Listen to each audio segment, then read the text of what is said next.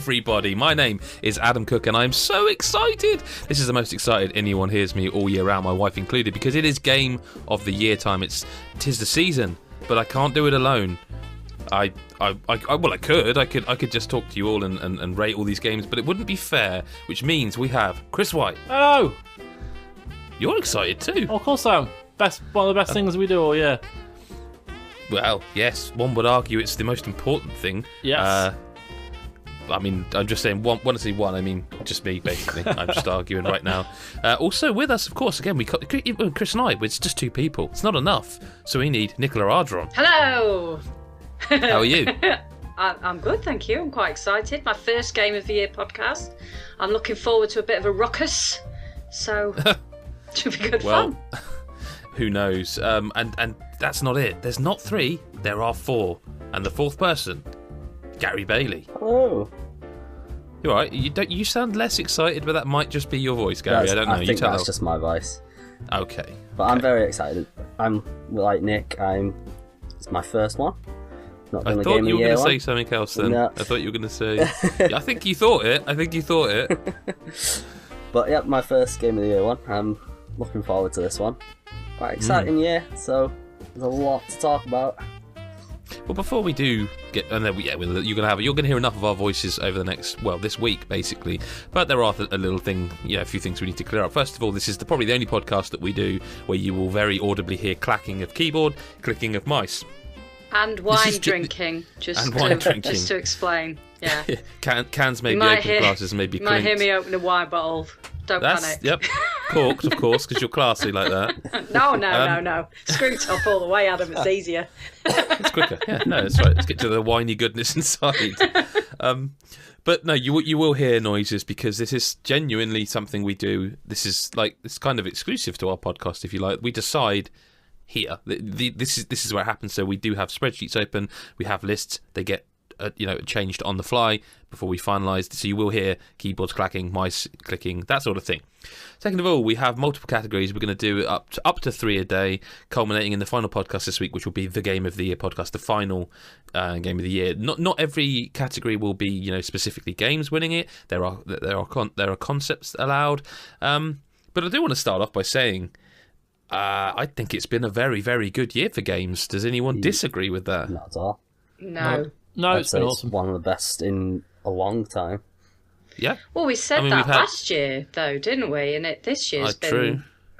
Better, I think. Yep. Definitely, yeah. I mean, we've had new consoles. We've had the Xbox One X. We've had the Switch, as a whole new console. A lot has happened. There have been some low points, but there have been mostly high points, I think. But the other thing I wanted to mention is that I don't know if this is just me, and I wonder if this will be reflected in the way we form our lists here, is I feel like I've completed more games this year. Whereas I feel like normally I've played a broader spectrum and I've played every big release on our lists.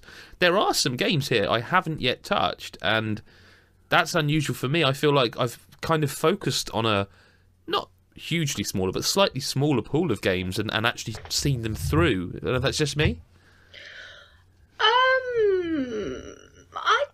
That's a tricky one. I feel like I've played a reasonable amount. Now, I certainly haven't played looking at this list, an awful lot of them, but I do feel like I've managed to get through, at least play a little bit of quite a few of the sort of bigger ones this year, which is good. Because normally I kind of miss out. Because I'm a bit tight and I wait. I wait until the price drops because I'm really Scrooge McDuck. That's me. How about you, Chris? I mean, you're the reviews machine. We all know this, but how do you feel about this year? As we sort of wave goodbye as it sort of disappears over the horizon. I've had a very good year. I've enjoyed this year. I've enjoyed the sheer amount of open worlds this year. Now, that's normally something that I wouldn't say I look back on the year and have enjoyed the open worlds, because some of them, they're not always excellent. And some years we don't have a lot of open world games, others we do. And this year we've seen absolutely tons of these games that just consume you up. Like right from the start, we had Yakuza Zero, culminating in kind of Assassin's Creed Shadow of War, and Horizon somewhere in there, and there's been loads of others, but it's just been a really, really great year for these diverse open worlds. So I've really enjoyed that, and then there's everything in between. Like I've got a Switch, so I've been enjoying Mario Kart and all that, and Mario, and it's just been great. And there's been some little gems, like there always kind of is every year. One game will pop out that you didn't even know existed, and then you play, and it kind of there's a lot of nice surprises, and that's kind of coincidental, as we're going to talk about a few in a bit. But yeah, it's been a really, really great year for games, and on the most part for developers as well. It's just been it's been a lot of fun. Well, with that in mind, wise words and nice words, I think it's probably best that we do start. But before that, I am going to just quickly remind people. I won't do this all the time, every episode, but I am going to remind people at the start, because I would assume that people who listen to all of these episodes are going to listen to this one to start with. We have a Patreon. It's patreon.com/GodIsAGeek, and for $1 a month you will get early access to this sort of thing. In our regular podcast you will get a longer one with some ludicrous nonsense towards the end, but this is just the Game of the Year podcast. We leave the nonsense out. This is serious business. We'll have some laughs, but this is, just so you know, $1 a month, looking at what to spend your Christmas money on perhaps in January, you get this sort of stuff earlier than everyone else, videos, all sorts. But that's the kind of advert out of the way.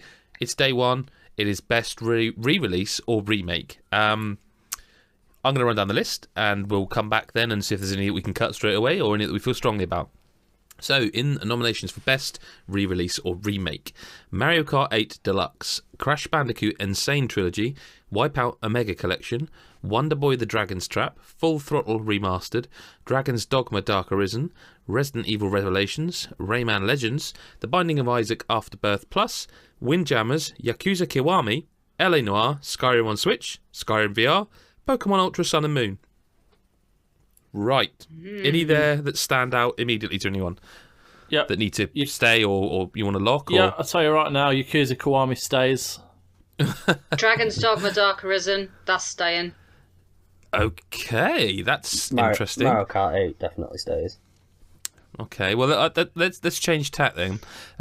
These are all, by the way, top 5 lists, so anyone who listens regularly knows that's how we do things.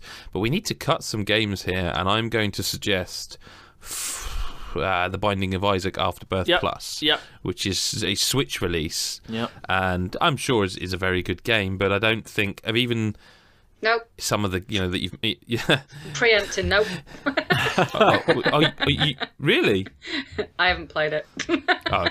Okay. Because we always start this way, a big list, and there are games that just don't. There's nothing wrong with them. They just can't quite hang with the big boys, and I do think that this is one of them that is an easy start. We have to get down to 5. Has anyone got any problem with that? No. It's been out on multiple consoles as well. It's been re-released on everything else as well. So other games are more deserved on this list, definitely. Okay, well, it's interesting you say that. Yeah, because if you're saying that, exactly, Adam, exactly. If you're saying that about Binding of Isaac, then Skyrim, I'm Switch happy to and get rid of VR. Skyrim. Happy to get rid of Skyrim. Right off. Get them right off the list. What about Skyrim VR? Yeah, get rid of it. Because, that's very hasty there. Yeah, there's work gone into that. I've not played it, so it's easy for me to say that. But even if I did, I've heard a lot of bad things about it. I think everyone that I've played it, I've talked to, has said it's very off with they've been very kind of nauseous, and a lot of people have been sick playing it, and I don't know how. But mate, the thing is that I think that's a little unfair, because a lot of people will probably be thinking, I'm going to buy PSVR now because to play Skyrim, and it is that kind of game is not a good game to start VR with, because you're moving. So one of the problems with VR in that respect is that if you're moving with your left stick but you're stationary, it's essentially car sickness, isn't it? You are looking out the window at things travelling past you, and you're moving, but you're not moving, and that's how the brain, I believe, makes you car sick. So I get what you're saying, but are you really wanting to? I'm not saying it will make the list, but you really wanted to just cut Skyrim entirely before, let's say, Resident Evil Revelations? I think there's a lot I don't know, a bit sick of Skyrim. Yeah. Wash your mouth out, Gary. I have to agree. Love Skyrim, but I think I have to agree. I've played it to death, and Bethesda are just milking it dry. it's just, I don't know, I think it just kind of needs to... But Gaz, let me counter your point there. I don't know why I'm fighting for Skyrim. I didn't even finish it the first time it came out on 360. But to counter that point, does the sales of all these different versions of Skyrim not give us games like Wolfenstein and Prey? Does that not allow them to spend the money on the games that don't sell? Yeah. But it came out after those, so it didn't fund those particular ones. Do you know? But right, maybe the Xbox One version did, or the PS4. I'm kind of like, I only thought Skyrim because of the way that you were talking about Binding of Isaac that needs to be taken off. But I'm sat here thinking, now I haven't played it. Skyrim VR for me can just go, because VR for me personally, I'm not interested remotely. But Skyrim portable, oof. Now that's a thought, isn't it? That's an idea. Quite like the idea of Skyrim on the go. But the thing is what I would say is like Crash. So let's look at the obvious ones, like Crash Bandicoot n.sane Trilogy is very clearly a lot of work has gone into creating that game. Like it is a new game basically with the same levels. We know that. Yakuza Kiwami, again, they had to use an entirely different engine and make the game again. Even like Wonder Boy: The Dragon's Trap is another one. Like they had to remake that game, kinda. Yeah. I feel like Skyrim Switch, like they kind of, it's just another version of it, and like the VR one, they put it. I feel like we should be cutting Resident Evil Revelations much before. I'm happy with just that game again. I mean, I love it. I think it's a really good remaster, but it's basically the PC version, just on PS4. Yeah. I haven't played the Switch one yet, but I don't really kind of feel the need to. I also think Rayman Legends should go. Wow, I'm happy. From you. I'm happy. Didn't expect that from you. But it's not anything. It's like, I feel like, again, personal interpretation, but for something to be like a best re-release or remake or remaster, it has to have had a bit of work gone into it to make it special. This is just Rayman Legends again. Like it's the Wii U version on Switch, which is fantastic, amazing to play the game again. But would you say by that rationale that LA Noire should go? See, I haven't played that, so I would have to yield to Chris. I'm not willing to get rid of it just yet. I want to hear about everything else first, because I think LA Noire isn't just a re-release either. They did a lot with it. However, do you see it being a top 5? Easily, yeah. On this list, yeah. Okay, I'm good with that then. But because I mean, fight that out later. There's games on this list that are they don't really do anything. Like as you said, Resident Evil Revelations, even on the Switch, it's fine. It's the same game, which was great, and it's added a few move controls, which, to be honest, I'd rather just press the buttons to reload my gun or aim. Dragon's Dogma, I think that should stay. Hang on. But there's things I like went light-headed there, Chris. I went light-headed for a moment. I know. But I just think there's games we should get rid of instantly. Well, are we cutting Rayman Legends? Yeah. I would. Get rid. Okay, that's gone. Okay, here's another question for you. Are we cutting Full Throttle Remastered? Because I haven't played it, and I don't know if anyone here has. I haven't, no. So I can't. But to be honest, I never thought it was that great a game in the first place. Oh, blood, careful. I mean, there's no need to put yourself in trouble. You'll anger people. I enjoyed it, but yeah, just not really one of the best for me. Cutting it? Yeah, get rid. Yeah. Right, it's getting a bit spicy, but I still think we've got 10 games to fit into 5.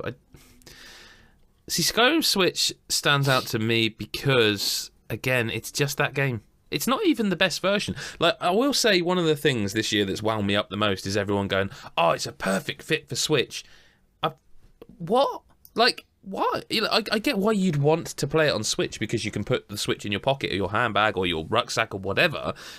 But, like, saying a game would be perfect on the Switch, like, that's I mean, like, Mario would be perfect on PS4. It would. Like, it would still be a great game. Like, any game should be on any platform. You know what I mean? I don't get this desperate desire for every game to be on Switch. Like, I understand why they want it, but like, it's kind of been one of the things that we haven't got a most annoying category, but like, anytime any game is announced, oh, I need it on Switch. Like, yeah, all right. Like, yeah, I don't know. I agree with you. I get it. I mean, you get the whole portability thing, like say, but other than that, it's not really any different to the other consoles. It's still the same thing. It's just that you can put it in your pocket if you want. Yeah, but there's a thing about... You'd have to have big pockets, but... There's a thing, there's a thing about that, though, isn't there? Gary with the logic. There is a draw Mr. to that. Spock here. No, definitely, but every time a game's announced, you know? Yeah, it doesn't need it. Like, so, I mean, for example, the perceived hatred, I'd say perceived, even though I think people know how I feel, the perceived hatred that went towards Xbox, that was originally founded, but they have done their best to course correct, that sort of vitriol and sniping, the kind of opposite of that has been what the Switch has had, where it's just been unconditional love. Like I saw people reviewing games like Doom and saying it's fantastic, and I'm sure it is a technical achievement, but it's also technically the worst version of that game. And as someone who loved Doom, like, I don't want to play that game at 30 frames. No. It doesn't. The resolution doesn't bother me, but the frame rate of that game does bother me. And so, like, and I feel like if that had happened on the Xbox, well, we would still be hearing about it, you know? The problem is when they keep doing it, like Doom, for example, you can get for like a tenner on PS4 and Xbox One, or it's like, 45 quid on the Switch, and it's a worse version.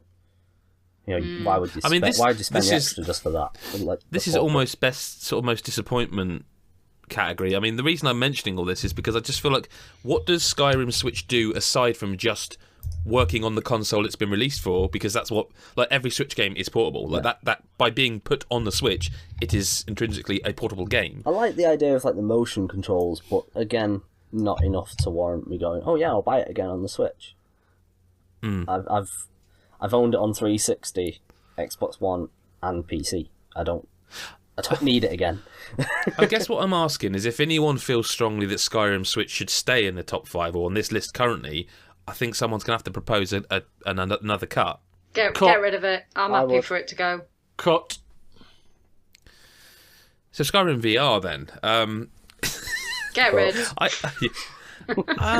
The thing is... Does it add enough?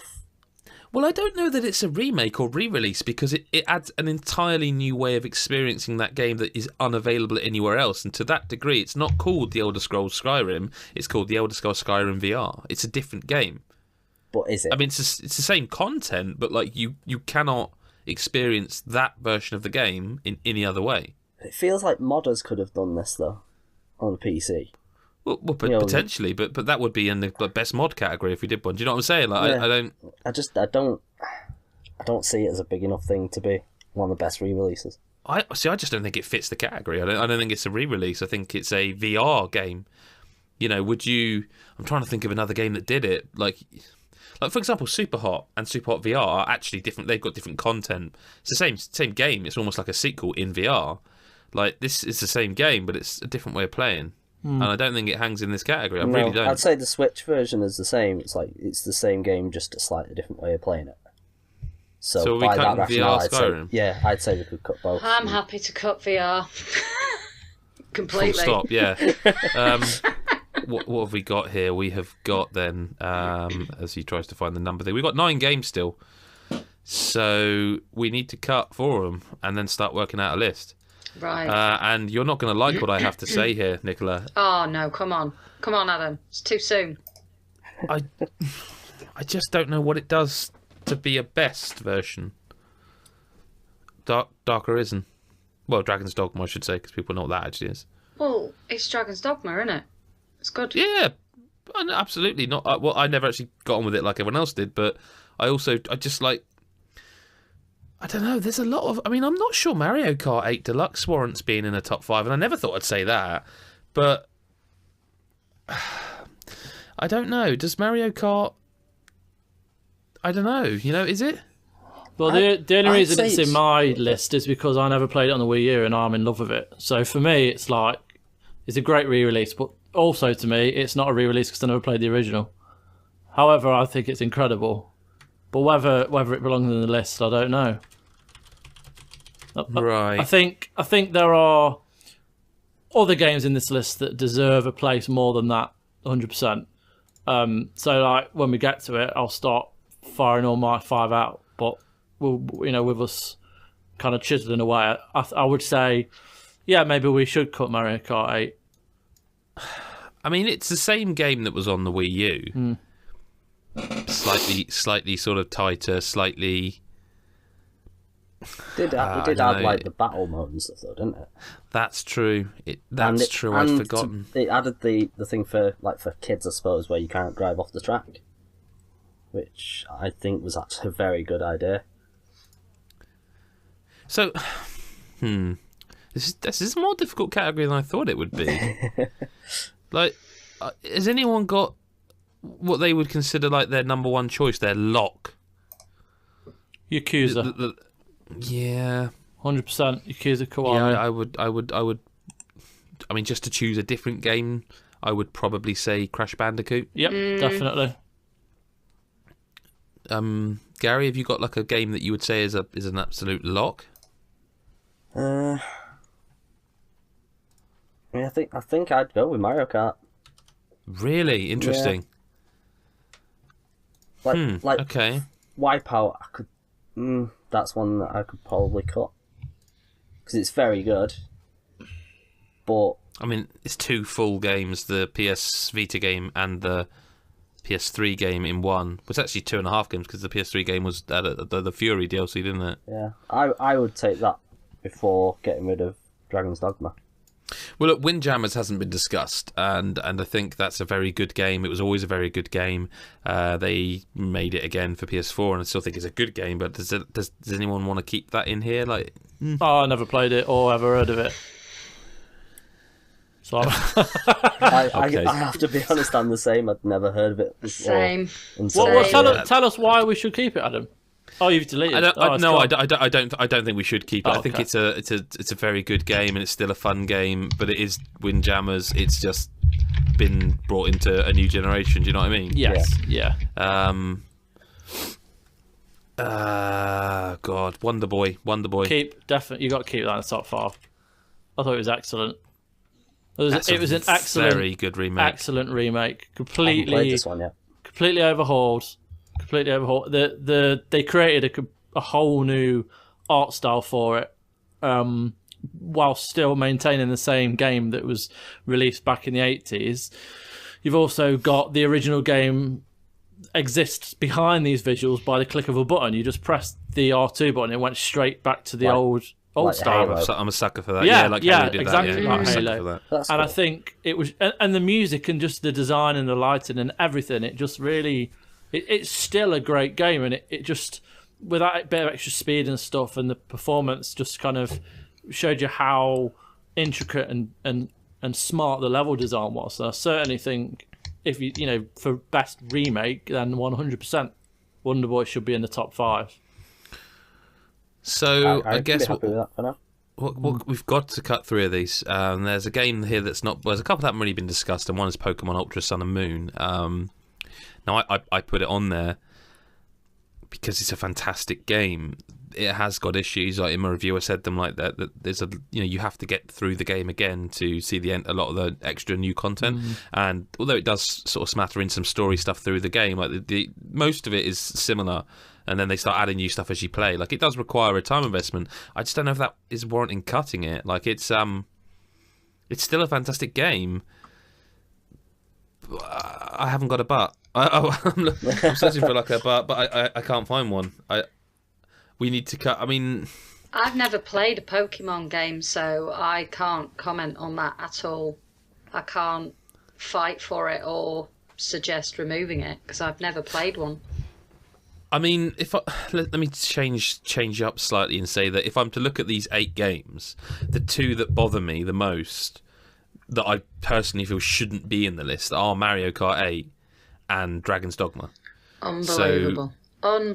We have to chat about Dragon's Dogma in terms of the category itself. This is not best game; it's best remake or re-release. And I haven't played it, so I will totally hear the argument, but I don't know what it does that makes it the best remake or a potential best remake. Like what did they do that when they re-released it made it better than the PC version or the original game, or Dark Arisen on 360 itself? Well, Yeah, I mean, I know originally on 360 they released the Dark Arisen version, which is like a Game of the Year type edition that came with all of the DLC. So this is obviously Dragon's Dogma with all of the DLC. Now, when I reviewed it, visually, I've got to be honest, there hasn't been a great deal of work done to it. So did they make it run better? Like the frame? It definitely runs better. Okay. It definitely runs better. It's a lot smoother. If it didn't, it would be under worst remake, wouldn't it? You know what I mean? Absolutely. Like I say, visually, they haven't really done an awful lot. It still looks a bit kind of blocky and bland. But it is the best version on a console, because I haven't played it on PC. It is the best version on a console by a long way, because it runs really smoothly.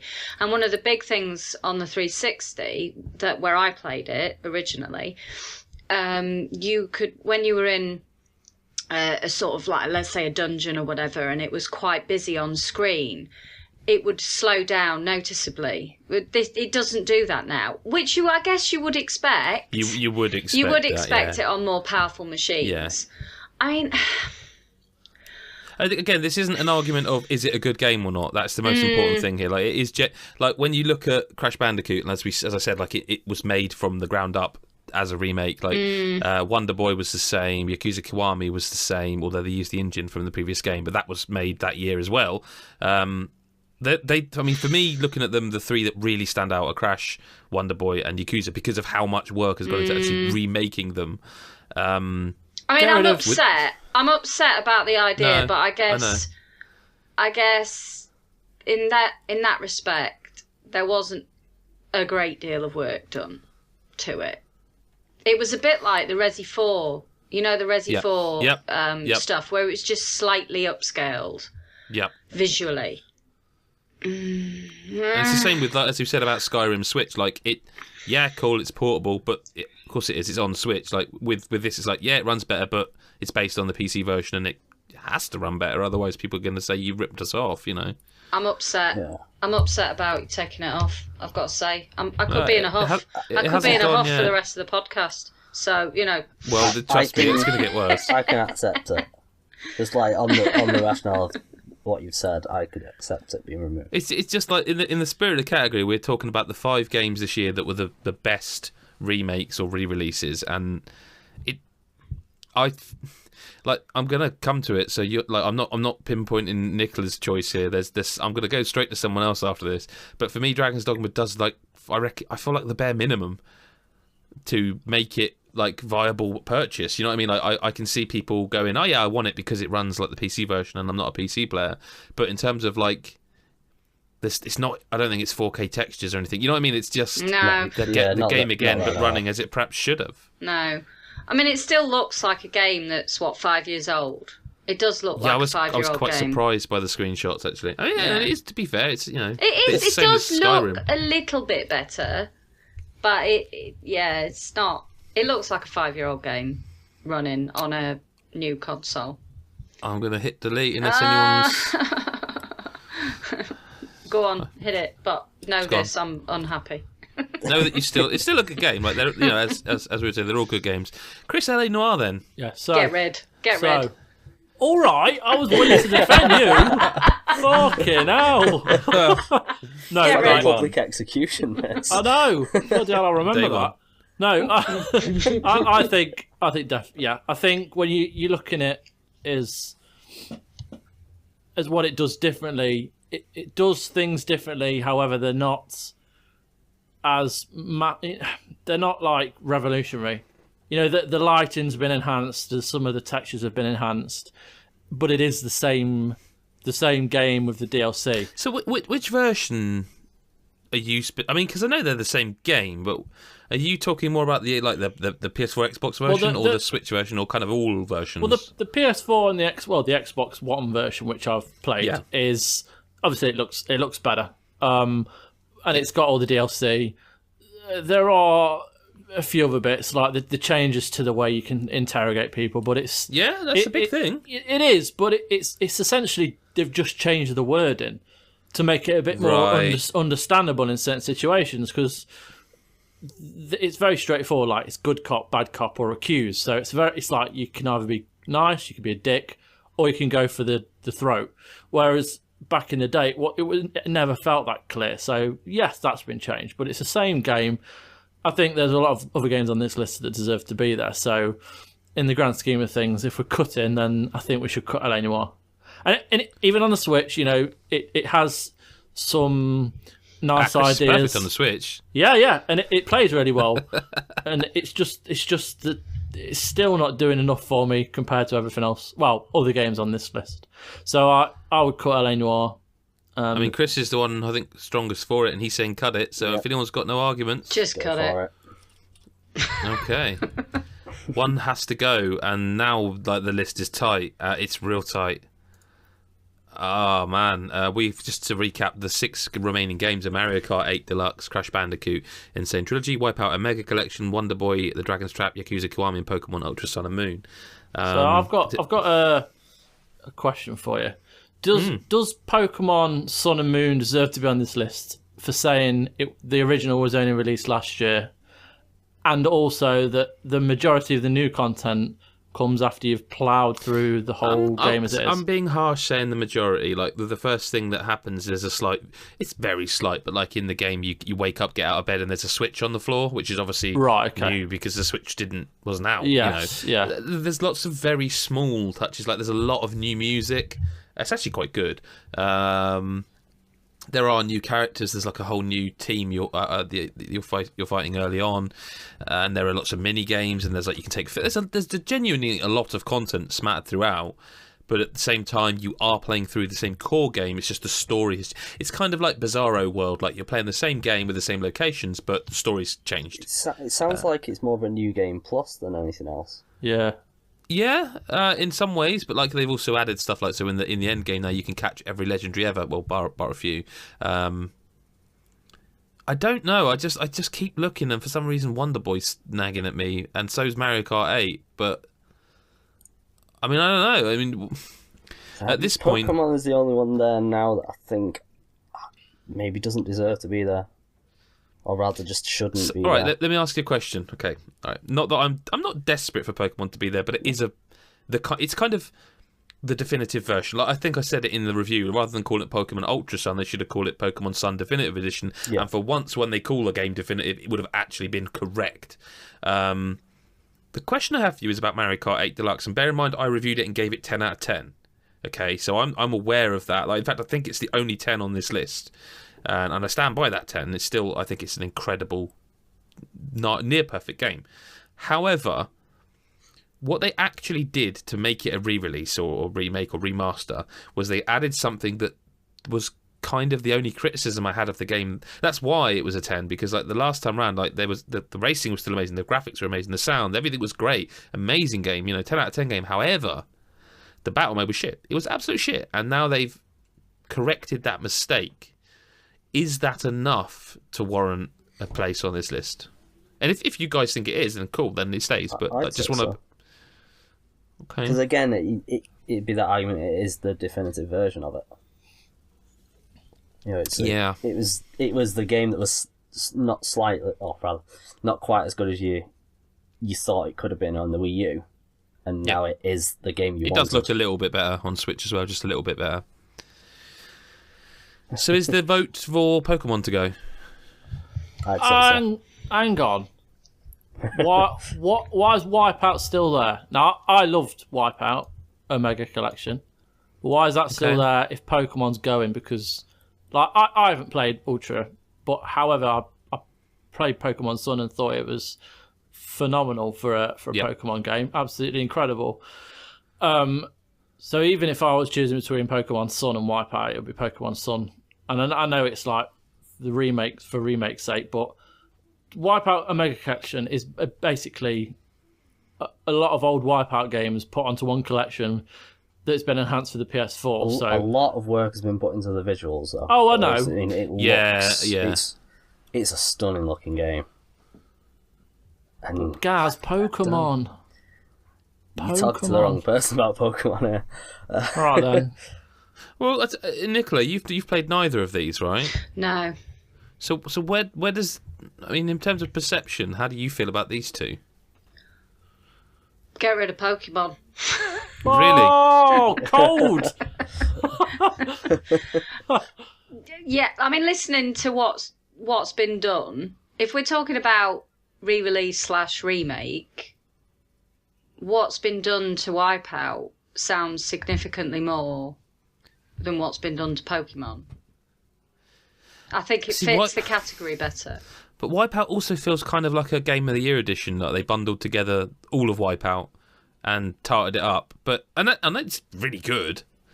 Oh, Jesus Christ. They had to come from several different formats, though, and rebuild the game. Essentially the same as what they did with Yakuza as well. I mean, Wipeout also makes me... It kind of reminded me how much I'd love a brand new one made from the ground up.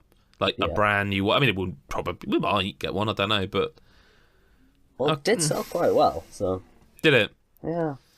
Well, it feels like Pokemon's going, and I'm not gonna argue because this, it made it quite far. Unless anyone's got any argument. I can't. I'm afraid. I'm a Pokemon virgin. I mean, it sounds like it's a very good version. It's incredible, yeah. I just don't think enough's been done to it to warrant being there ahead of the rest of them. Okay, I'm going to hit delete. Do it, Adam. Pokemon. Do it. Which leaves us with a top 5 that we need to put in some kind of order: Mario Kart 8 Deluxe, Crash Bandicoot n.sane Trilogy, Wipeout and Mega Collection, Wonder Boy the Dragon Strap, Yakuza Kiwami. Does anyone want to put their colours to the mast and say what game they feel should be any place right now? Yakuza, Crash, Wonder Boy, Wipeout, Mario Kart. You're going to have to do it a lot slower than that, mate. and tell me which order that was in. Was that best to worst, worst to best? So first, Yakuza Kiwami. Second, okay. I would say Crash Bandicoot. Okay. Third, Wonder Boy. Okay. I am catching up slowly. And then swap Wipeout and Mario Kart. So Wipeout will be 4th, Mario Kart will be 5th. And that's what I would do. So I'm surprised, Wipeout was almost wiped out. Oh! Hey. I would have thought that would be at the bottom. Like, even I'd put that at the bottom. I would agree with that top 3. No, I wouldn't. I would agree with their top 3, but I would have them in a different order. Yeah, I kind of feel like Crash Bandicoot perhaps needs to be 1. Yep, yeah, I agree. I'm not a big fan, but I think it's still the best of the remakes there. However, important thing I've just remembered about Crash, they had issues, didn't they, with the jumping? Because of the way the original was designed. There's slight, I think it was the locomotion of Crash's jump, that if he landed on a certain way, he would slide off things. Yeah, it was broken. And I don't know if they ever fixed that. I don't know, but the thing about Yakuza is that is an incredible remake, one of my favourite ever. But it's based on the engine of Yakuza Zero, which was a new game. Oh, I don't know. It was still remade though with that engine, and it's like every facet of it was, and it's. Did they redo all it's a big game. Sound, so like the vocals, or was that just brought? I think they did. They did some, and they did record a lot of new lines to kind of fit in with Yakuza Zero. Right. There's a lot of references to Zero in it. Actually, do you know what? There is a lot of new content in Kiwami. The thing is what I think, because when Yakuza came out, it was English voiced. Like Mark Hamill was one of the characters. He was Majima. Yeah. I think he was Majima. And this time round, what they've done is they've made the visuals brand new. They've made the game more modern, but they left the Japanese voices in, and I actually think it works so much better. Yeah. It's kind of like a nice sign of maturity for the industry, where it's like, we don't need... if a game is set in Japan and the voices are of Japanese people, we don't need to dub them in English. People are smart enough to be able to read subtitles and still enjoy a game. And I love these games for that. I love Zero, Kiwami, and hopefully Kiwami 2 for that exact reason. Like, they didn't feel the need to go, well, we're remaking it and let's get the English voice actors back again. So no, the thing about the Yakuza is they're kind of daft. Like, a lot of the game stuff is daft, and it works with the kind of eccentric, over-the-top Japanese voice acting. And I don't... Mark Hamill's terrific. You think of him as Joker or whatever. Like, brilliant. But or whatever, shrugging him off like he's nothing. No, I think he's a wonderful man. He seems like just a wonderful human being, but I've talked myself into it. Yakuza, just because I forgot about the stuff they added. I forgot about the Majima Everywhere stuff. Yeah. They added huge amounts of content. The bottom two should be swapped around, and I'd be happy with that. I mean, I'm fine with that. The bottom two, I think, are both right, just in the wrong order. Yeah. Do we all agree on that? I'm happy to swap. I'm happy to swap the bottom two. I mean, it makes sense given that Wipeout, like you say, nearly took the cart. Lose being in the top 5, didn't it? I mean, the list as it is now, I am happy with. I was with Nicola to begin with, but I forgot about all the actual new content they added to Yakuza. So not only was it like a remake with brand new visuals and like all the sort of mechanic tightening, they also added loads of content. Like the Majima Everywhere stuff is hours and hours of content, and it's in keeping with the sort of maniac of the game. You know, it works perfectly. I forgot about that. Would you say then that Wonder Boy should be above Crash Bandicoot? Was because there's a lot, you know, it was completely remade it from the ground up. But so was Crash. Like they had to. I forget the story, but they basically had to go and make. They had to make it in because it's Vicarious Vision, so they had to go make it in their Skylanders engine because I think something like the original code they couldn't get, so they could analyze it from the game, and they had to basically make a brand new game. Like they had to make basically the ultimate copy. Did Wonder Boy add new content? No, or is it exactly the same as it was? Mate, it was a Master System game. So it added a female character you can play as a girl instead of just a boy. New? I can't remember. Oh, it's a long time ago. I thought it was new. I think it was new because the game's called Wonder Boy, and that feels like if it wasn't. Do you know what I mean? Yes. I feel like. Yeah. But I'm happy with that. But I mean, if you want to move Crash and Wonder Boy, I don't mind. I think Crash is definitely a top 2 game. I'm not going to argue that. That's fine. Yeah, fine with me. I think asking a developer to take their engine that they've been making Skylanders games for, which I think people underrate the Skylanders games. I think they're very good, but I think people are forgetting they took that engine and then basically made a incredibly beloved game that, let's remember, people had been asking for a decade to be made in their own engine and not fuck it up. Because despite the jumping issue, like they still made the problem with Crash is that when I came time to play it again, I was like, you know what? I don't think I want to play this now. It's not for me. Whereas Yakuza was I just think Yakuza is incredible, and it made people love Yakuza. I know lots of people who now love that series. Yeah. Nicola, what do you reckon? Yeah. Are you happy with that? I'm happy. I'm happy with this. But I mean, in all honesty, I haven't played any of them. No, I mean, that's fine. Okay, well, I mean, I've played all of them, and I must admit I'm very happy that I know Chris has played all of them. Yeah. I mean, I'm locking it in. Yeah, I'm happy. I'm happy with it. Well, the first category then for Game of the Year for God is a Geek 2017 has been finalised, and in 5th place for Best Re-Release or Remake is Wipeout: A Mega Collection. 4th place Mario Kart 8 Deluxe. 3rd place Wonder Boy: The Dragon's Trap. 2nd place Crash Bandicoot n.sane Trilogy, and 1st place, and I am so pleased that the first winner of these categories is a game I personally love, Yakuza Kiwami. That's fantastic. So moving on then to category number 2. This one I think will be a bit quicker, but this is Nicest Surprise. And what we mean by that is a game that perhaps we had no expectations for and that they surpassed them somehow.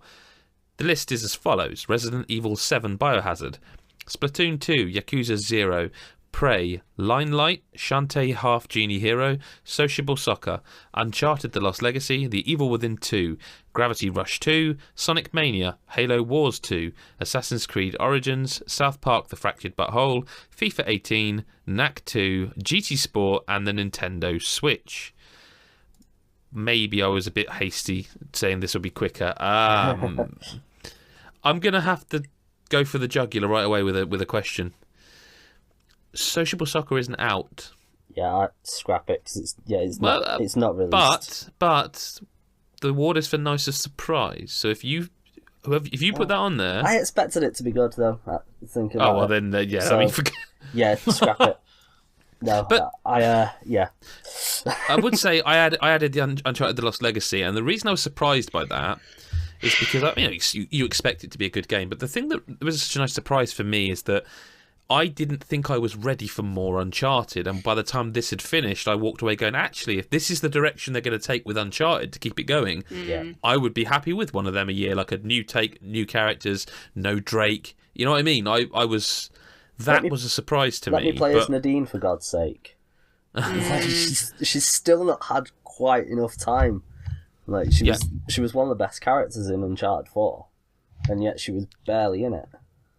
So, are we definitely cutting Sociable Soccer? Yeah, get rid. Okay. Yeah. Get rid. Okay. Can I say, is FIFA 18 really a surprise? Yeah, Really? I put that one on here. And this might be more of a personal listing, but I actually very much disliked FIFA 17. Right. And all the early reports of FIFA 18 were that it wasn't fixing the things I wanted it to fix. And while every FIFA game's like, look, you still need to address this thing badly, I was actually incredibly surprised by how good a game it was. Like, they turned it round. The additions felt brilliant. Like, there's some really excellent stuff in there. Is it top 5 nicest surprise? I'd say would it even make the top 10? If not, I mean, Chris, you've played FIFA 18, but not much, have you? I didn't mind 17. I know you really dislike. I intensely disliked it. I didn't mind it. However, this is. I prefer the controls a lot more. I think it's a lot more fluid, and it's not as arcadey as 17. I thought 17 was just too fast on the pitch. It just wasn't right. However, I did enjoy FIFA 18. I wouldn't say it's the nicest surprise. And no, it's not. Let's cut it. Good. Okay. You know, Good. My only experience with FIFA is through my 13-year-old son, and just from his perspective, he preferred 17, which is interesting. So cut it. It does happen. FIFA 18's gone. It's gone. It's gone. Shantae Half Genie Hero. Never heard of it. Okay, so it's a Metroidvania game that I had never played any of the series of, and I absolutely fell for this game. It's a wonderful sort of platformer. It's a bit like Wonder Boy in terms of how it plays. It's a Metroidvania. It's just for me, like, it is literally a surprise because I played it not really knowing what to expect other than someone had said you should give it a go, and I absolutely adored it. Like, absolutely love it. Okay. I played the previous one. That was really good. So yeah, I've heard this is the best of them, and like it's fantastic. It's such a lovely, funny game. It's like it's just fun. Okay. I'd be happy for it to stay for now. Okay, I can. Can I also say South Park Fractured But Whole? Is that really a surprise? See, I think I might have put that on the list. Yeah, that's the thing. I think I may have put it on the list because after how many times it got delayed, I was a bit surprised it wasn't bad. But also at the same time, do Ubisoft really put out many bad games? Like, I could cut that. I could cut it. It's, you know, Chris, you played it. Yeah, no, I'll cut it. I enjoyed it, but yeah, it's not a surprise. Halo was too. Who put that on the list then, Gary? I did. I didn't expect it to be good. Did you not? Really? I didn't like the first one. Did you not? No. But the first one was beloved. Yeah, I didn't like the first one either. It's probably a personal thing because I just didn't get on with the first one, and I think even like Halo 5 was a disappointment. I disagree, but go on. Story-wise, I'd agree with you. Yeah, that's what I mean. Sorry, the story in Halo 5 was dog shit. I tell you what, Halo 5 has not aged well.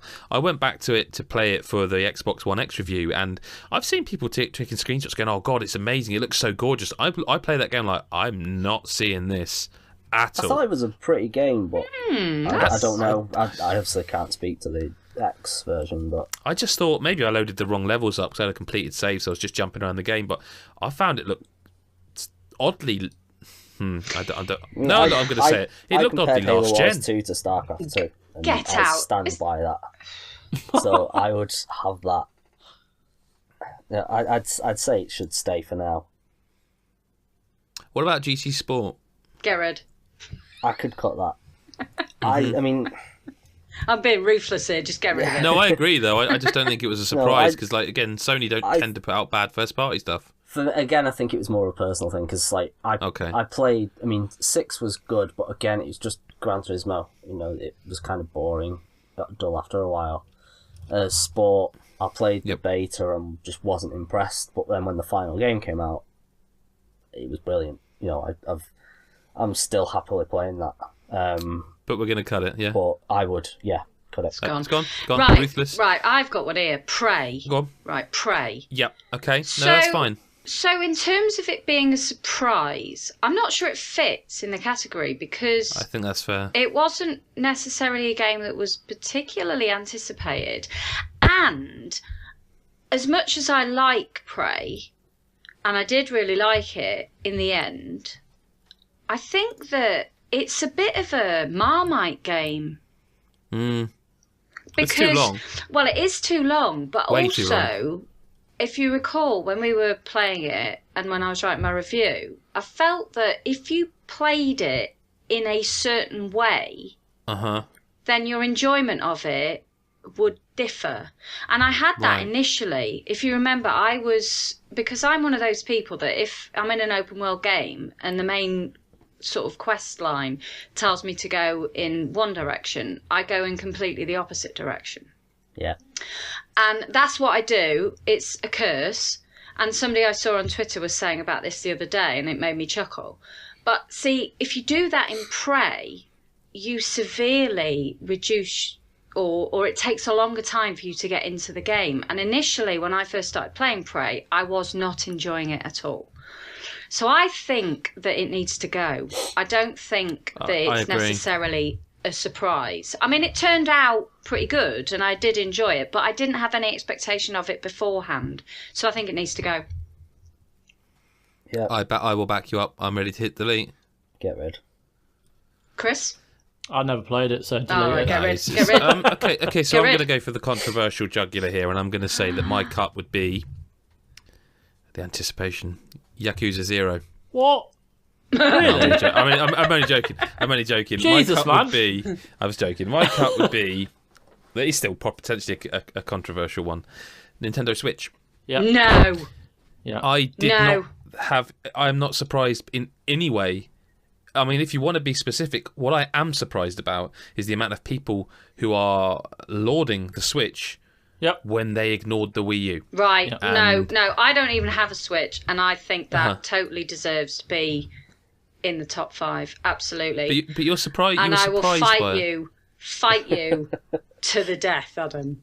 I'm not having you take Switch out. No chance. Okay, let me pick another one. I am. I'm going to let me pick another one. Smash my glass on, and you'll get the stabby end. No, it's not happening. All right. Okay. How about Gravity Rush 2? The reason I put this on the list is because I just kind of wanted to give it a little bit of a nod because I didn't think the first one was amazing, and I felt that they kind of delivered with the second one, and it was a good game. But yeah, I don't know that it's the nicest surprise when it's up against this competition. Personally, again, I haven't played it. I remember Chris reviewing it, and I remember I think that I did the video chat with you about it, Chris. Yes, you did, yeah. I've completely forgotten it even exists. Yep, so did I, until about 20 minutes before we started recording. Yeah. Get rid. It was what, January release? Yeah, it was very early on. It was a while ago. Very early on. I was literally looking at a list of games, and it was there, and I was like, you know what, I just want to give it a mention, because I feel like it was a nice surprise. It wasn't the nicest surprise, but it was a nice surprise. Get rid. Yeah, get rid. Chris? Yeah, get rid. Right, you haven't picked any, Chris. I know. Do you know what? I don't want to put more on the list. But now's the time to definitely do that. We have forgotten. Because there is one I've been considering. 2 little games that came out on the PC first. Okay. One of them was Hollow Knight. The other one was Figment. Shit. Oh, yeah. Shit. Now I haven't played Figment, but good. I watched your video. I read Gary's review. We've been in contact with the devs about doing something. So it looks very, very good. The problem with Figment is that, to me, it wasn't a surprise because this is one moment where I can, for very few, say, like, I have been championing this game for a very long time. I did play an early build of it, maybe last year, this year, I can't remember, but that was when I was like, this actually could be something incredible. And so for me, and this isn't like, I told you so, but it kind of is also, like, because I have to be honest, that it's not a surprise that this turned out to be amazing. The surprising part about Figment for me is that nobody seems to give a fuck, and that when it hits Switch next year, which it is going to do, I guarantee you, everyone talks about how incredible it is, and it's like, yeah, I know. Like, Gary's played it through. He knows. Yeah. He reviewed it. I forget, was it a 9 you gave it? 9, yeah. Yeah, it's a fantastic game. But I can't sit here and say it's a nicer surprise because it's a game I've been championing for the longest bloody time. No one's going to give a shit about it. I'd say it was a surprise because, I mean, when you gave me the review, you said you expected it to be good. You know, you liked it. But I hadn't really heard of it. You know, I mean, look, guys, this is me basically saying I'm good at my job. Okay, I just want someone to pat me on the back and just say, "Look, Adam, you're good." Can I? You were right. The 9 proves that. I know. Going off on a tangent a little bit here because you've added in Hollow Knight and Figment. What about What Remains of Edith Finch? Because that came out of nowhere as well, didn't it? Or do you think it doesn't fit? No, it does 100% fit. It does, yeah. And the scary thing is that these 3 games, not one of them is the one I was thinking of, because the one I was thinking of is Wolfenstein. Oh my goodness, yeah, Christ, get that on there as well. Like the whole story. That a surprise, though? Yeah. Oh no, that is a surprise. That is are you talking about not the game itself being good? You're talking about. I'm talking about where they go in that fucking story, man. Yeah. I'm talking about that story is like the most batshit thing I think I maybe ever seen in a game, and like. I've yet to play it. I mean, you're going to have it spoiled for you. There's no way around it. No, I haven't mentioned I've made my peace with things like that. Yeah, I mean, I haven't mentioned it yet, but maybe now is the time to suggest to anyone that we haven't spoiled anything yet. But the whole point of this Game of the Year podcast is that we can openly talk about stuff, and like we have to discuss some parts of Wolfenstein to be able to critically rank these games. I don't know if that time's now, but like as in terms of nicer surprise. Yeah. Fucking hell, Wolfenstein made me feel things that games don't. I think it absolutely needs to be on this list as well because it's an FPS for starters. And I think... And BJ Blazkowicz, Nick. Yeah, BJ exactly. Blazkowicz. A man, he's called BJ. But I always think when we come down to Game of the Year type games, the old lowly FPS doesn't tend to figure on Game of the Year stuff, and yet this game is a contender for Best Game of the Year, and I think that in itself is a surprise. So it absolutely needs to be on this list. Well, we have to cut. I think you're going to hate me, right? Go on. You might want to stick your fingers in your ears here. Sorry, Gary. Uncharted Lost Legacy's got to go. I think that's fair. I think in terms of... Because I don't think anyone expected that to be bad. Anything like that. I think the Shantae have to go as well because this is a site list. Like if we can publish our personal lists and maybe I put Shantae as my nicest surprise. But I'd be happy if you're the one that was kind of championing that anyway. I think also Limelight needs to go as well. I think Limelight and Shantae were 2 picks I put on there, and I think they're both wonderful sort of smaller games. Limelight is just the most wonderful Zen game, but it's not like it blew me out of the water. You know, it just was it was a nice little surprise, but not the nicest surprise. Yeah. Okay. I'd say probably go Splatoon 2. Do you know I was going to go for that as well, Gary? High five. Yeah, Splatoon 2. Are we cutting Limelight and Shantae? Yeah, get rid. I'm happy for you to do it. We've got to be ruthless here. But I mean, Splatoon 2, again, did anyone really expect that to be anything... Well, I mean, I could make an argument that it's in the wrong list and it should be in the next category, which is biggest disappointment. Oh, because interesting. I really like Splatoon 2, but the things that I haven't played it since it was reviewed. I haven't, because... They're finally been talked about as much. Because they are correcting things now that they should never have been needed to correct. Like the fact you can now, finally, I think the patch has hit, you can change weapons in between matches and you can in lobby. Before, you had to quit all the way out to the main menus just to change gun. So otherwise you were locked into the same gun until you walked. You know, you should be able to... Look at Call of Duty, you can change loadout mid-match half the time, let alone mid-round. I think Splatoon 2 is a wonderful game. But... I wasn't expecting it to be bad. Get rid. It's yep. Okay. Ooh. We're getting there. I think we need to come back to Halo Wars. Yeah. I'm not going to say it's a top 5. So, as you know, it was very much a surprise to me. I thought it was brilliant. I didn't expect it to be.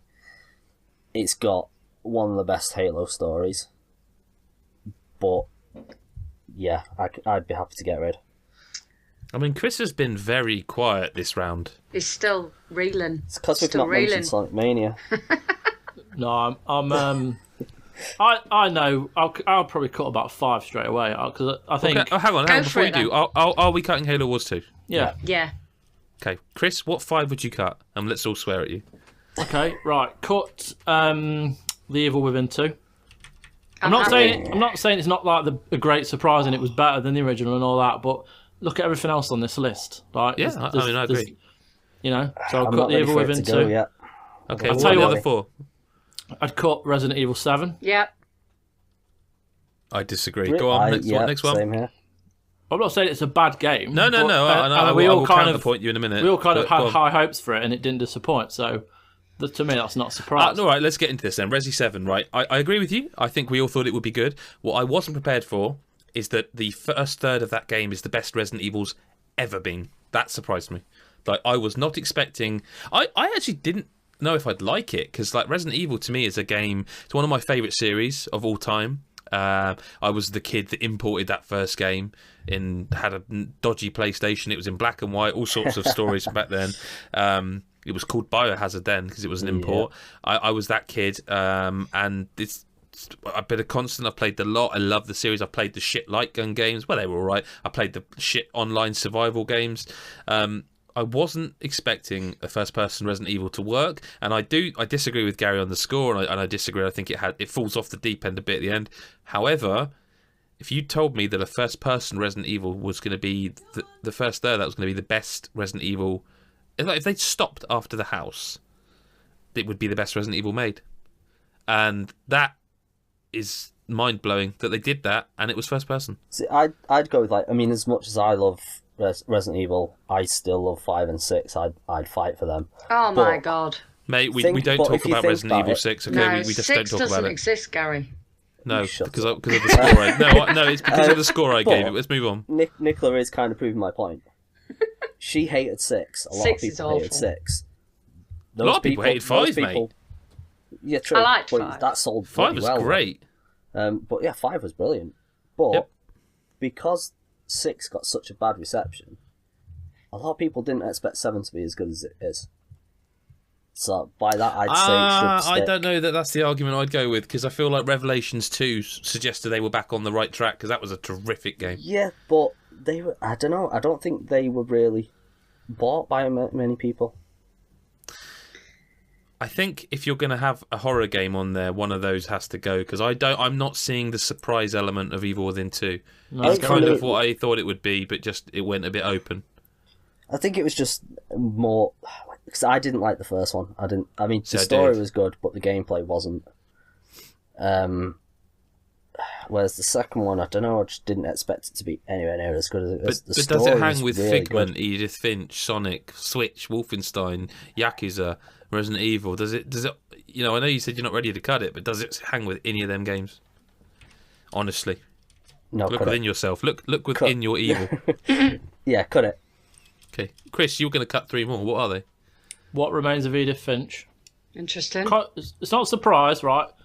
It was an excellent game.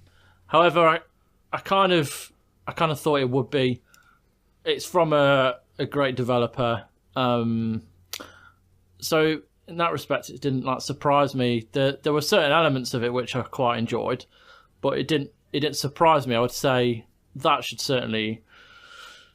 Well, I say certainly because I love it and I want to see it get somewhere. But I'm not being funny, mate. I'd rather cut Hollow Knight. I mean, they were both great games, but Hollow Knight was a good game. Whereas Edith Finch is, I think, we're days away from it, but I think it's a contender. Like Edith Finch is incredible, so moving. Oh yeah, it'll be in that list by a mile. But I think, and I didn't know much about it though. It's a game they kind of kept a bit quiet on, and then it just came out, and everyone was discovering it at the same time, and.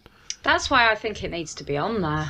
I certainly wouldn't. I'd not want to be ready to cut. I mean, I think Hollow Knight needs cutting personally, and I think there's definitely one other game I'd easily cut very quickly. But Chris, hang on, Chris, two more. I'm not struck. Yeah, all right. We'll leave that there for now. I think. What was the other one? All right, and I'm not going to be everyone's favourite person here, but. The Switch, right?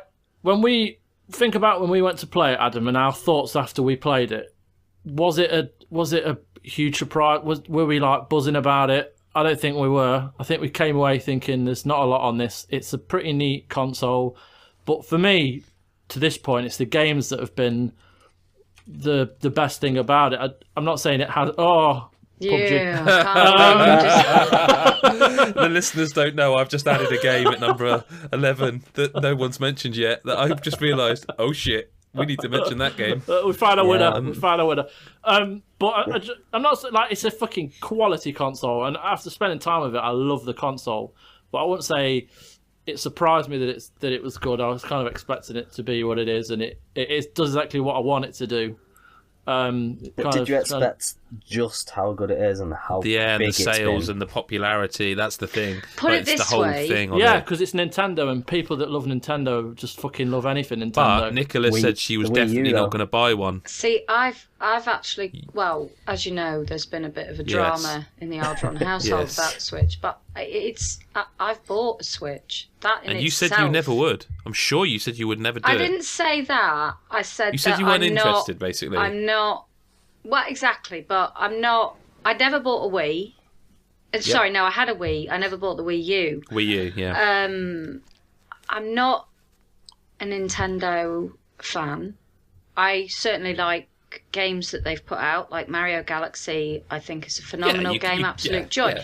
But it's not a console that whenever they release something, I'm gagging, I must have a Nintendo console.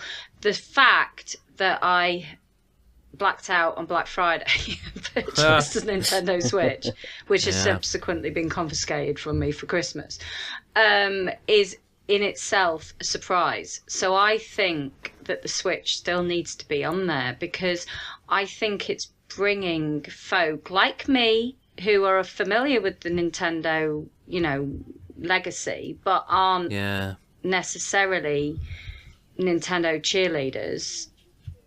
I can't wait to get my hands on it. I cannot wait to get my hands on it. Like, for want of a better phrase, the port begging, like the level of port begging, like just the fact it's become one of my annoyances, so shows you how, like you say, gagging for it people are when it comes to Switch. Like, it's taken. Yeah, I have to. I don't know that it is the biggest surprise or nicest surprise, but it should be in there somewhere. Can we cut Knack 2? No. I knew you were gonna fucking say that. I can't cut Knack 2 when everyone seems to hate the original, and it isn't the best game. No, well, it isn't the best game, but it's not amazing. This was really good fun, and it was great in co-op. It's great on your own. It's just a really nice game to play, and I think it is a surprise because a lot of people expect it to be shit, and a lot of people are down on it. But when we've seen this year, when people are down on something, it very rarely gets out of that. You've seen it with Mass Effect. People see a facial thing and that's it. Well, let's hate it for the sake of hating it. I think that too was really good fun, and it was a big surprise for me. So it was one of the nicest surprises for me. I'd probably get disagreed there now, but fuck it. Knack 2 deserves to be in the top 5, definitely. See, I've not played either Knack, so I can't weigh in on this one, really. Same. I'll tell you why I disagree with you, and it's pretty simple.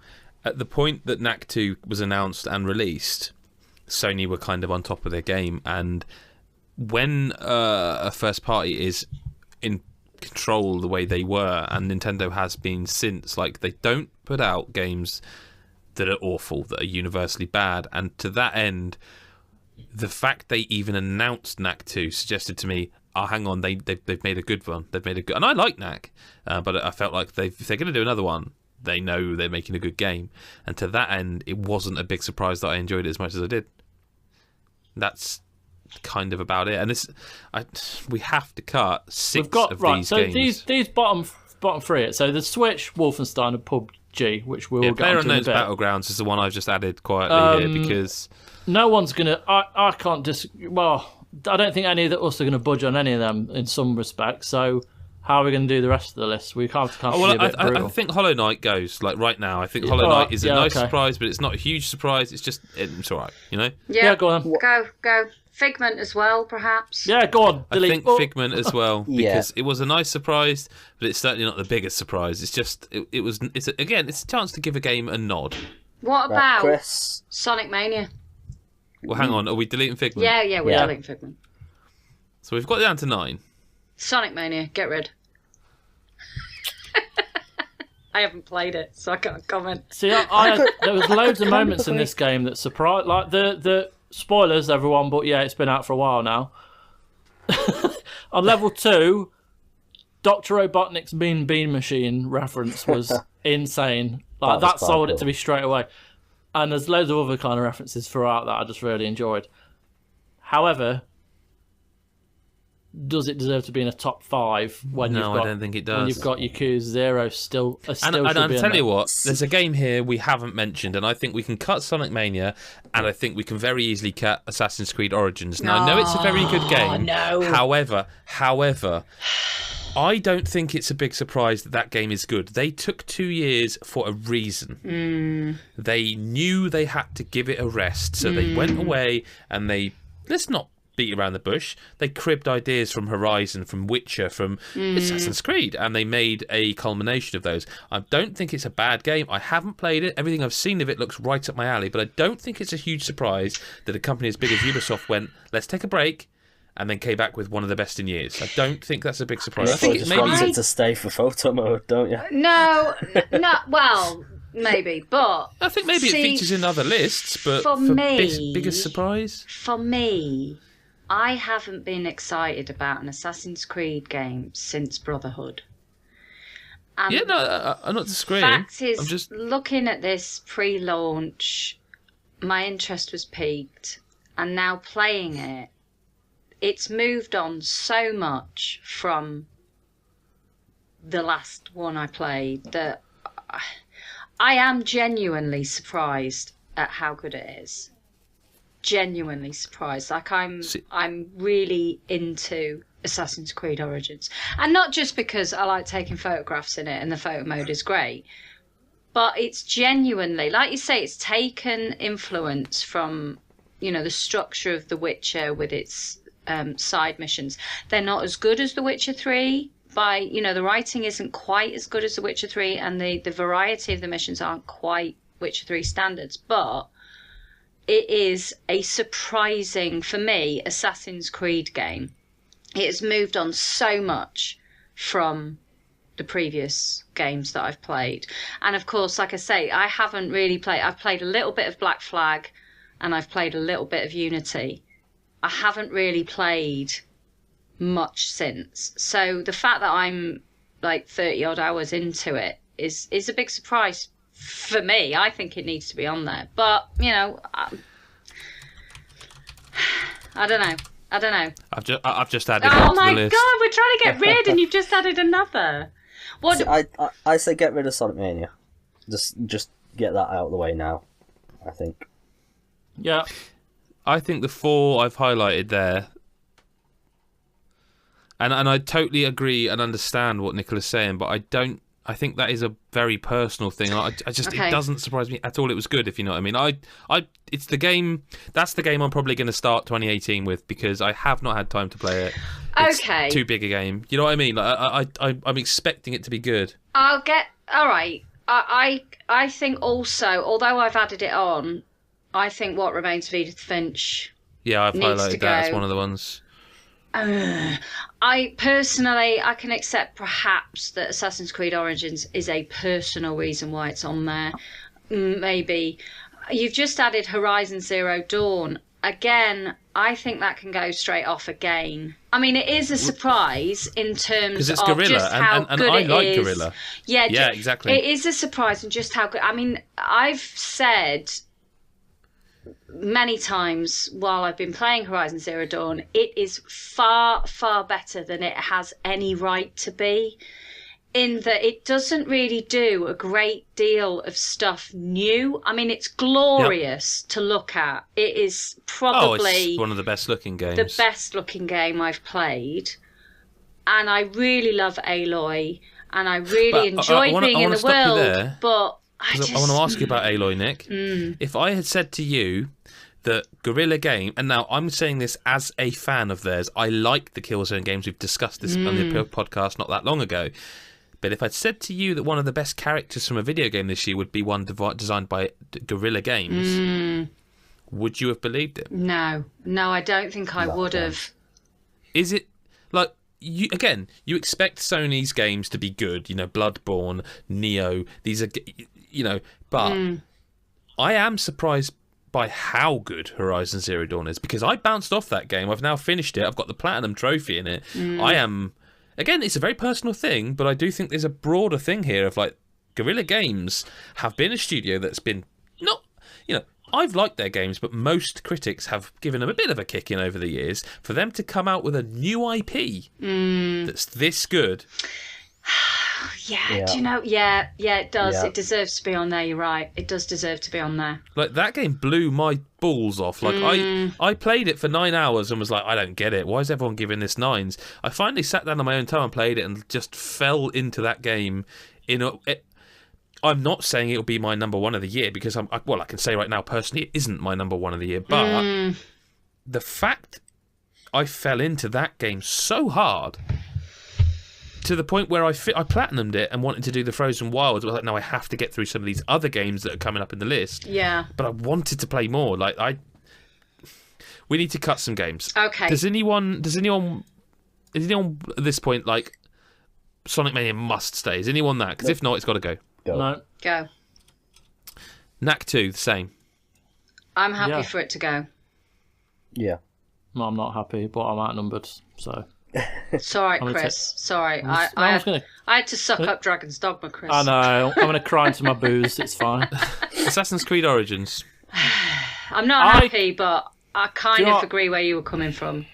No. Oh, are you sticking up for me, Chris? I mean, if you're there... Well, no, do you know what? The biggest surprise for Assassin's Creed was I was a big fan of the combat, and it kind of turned round for me how... Obviously, you get from the very first Assassin's Creed to Syndicate, the combat was practically the same with very minor tweaks. And then in Unity, it changed a bit, but it was always pretty much you could walk into any crowd of Templars and hit square and attack and parry and pretty much take out a whole group of them.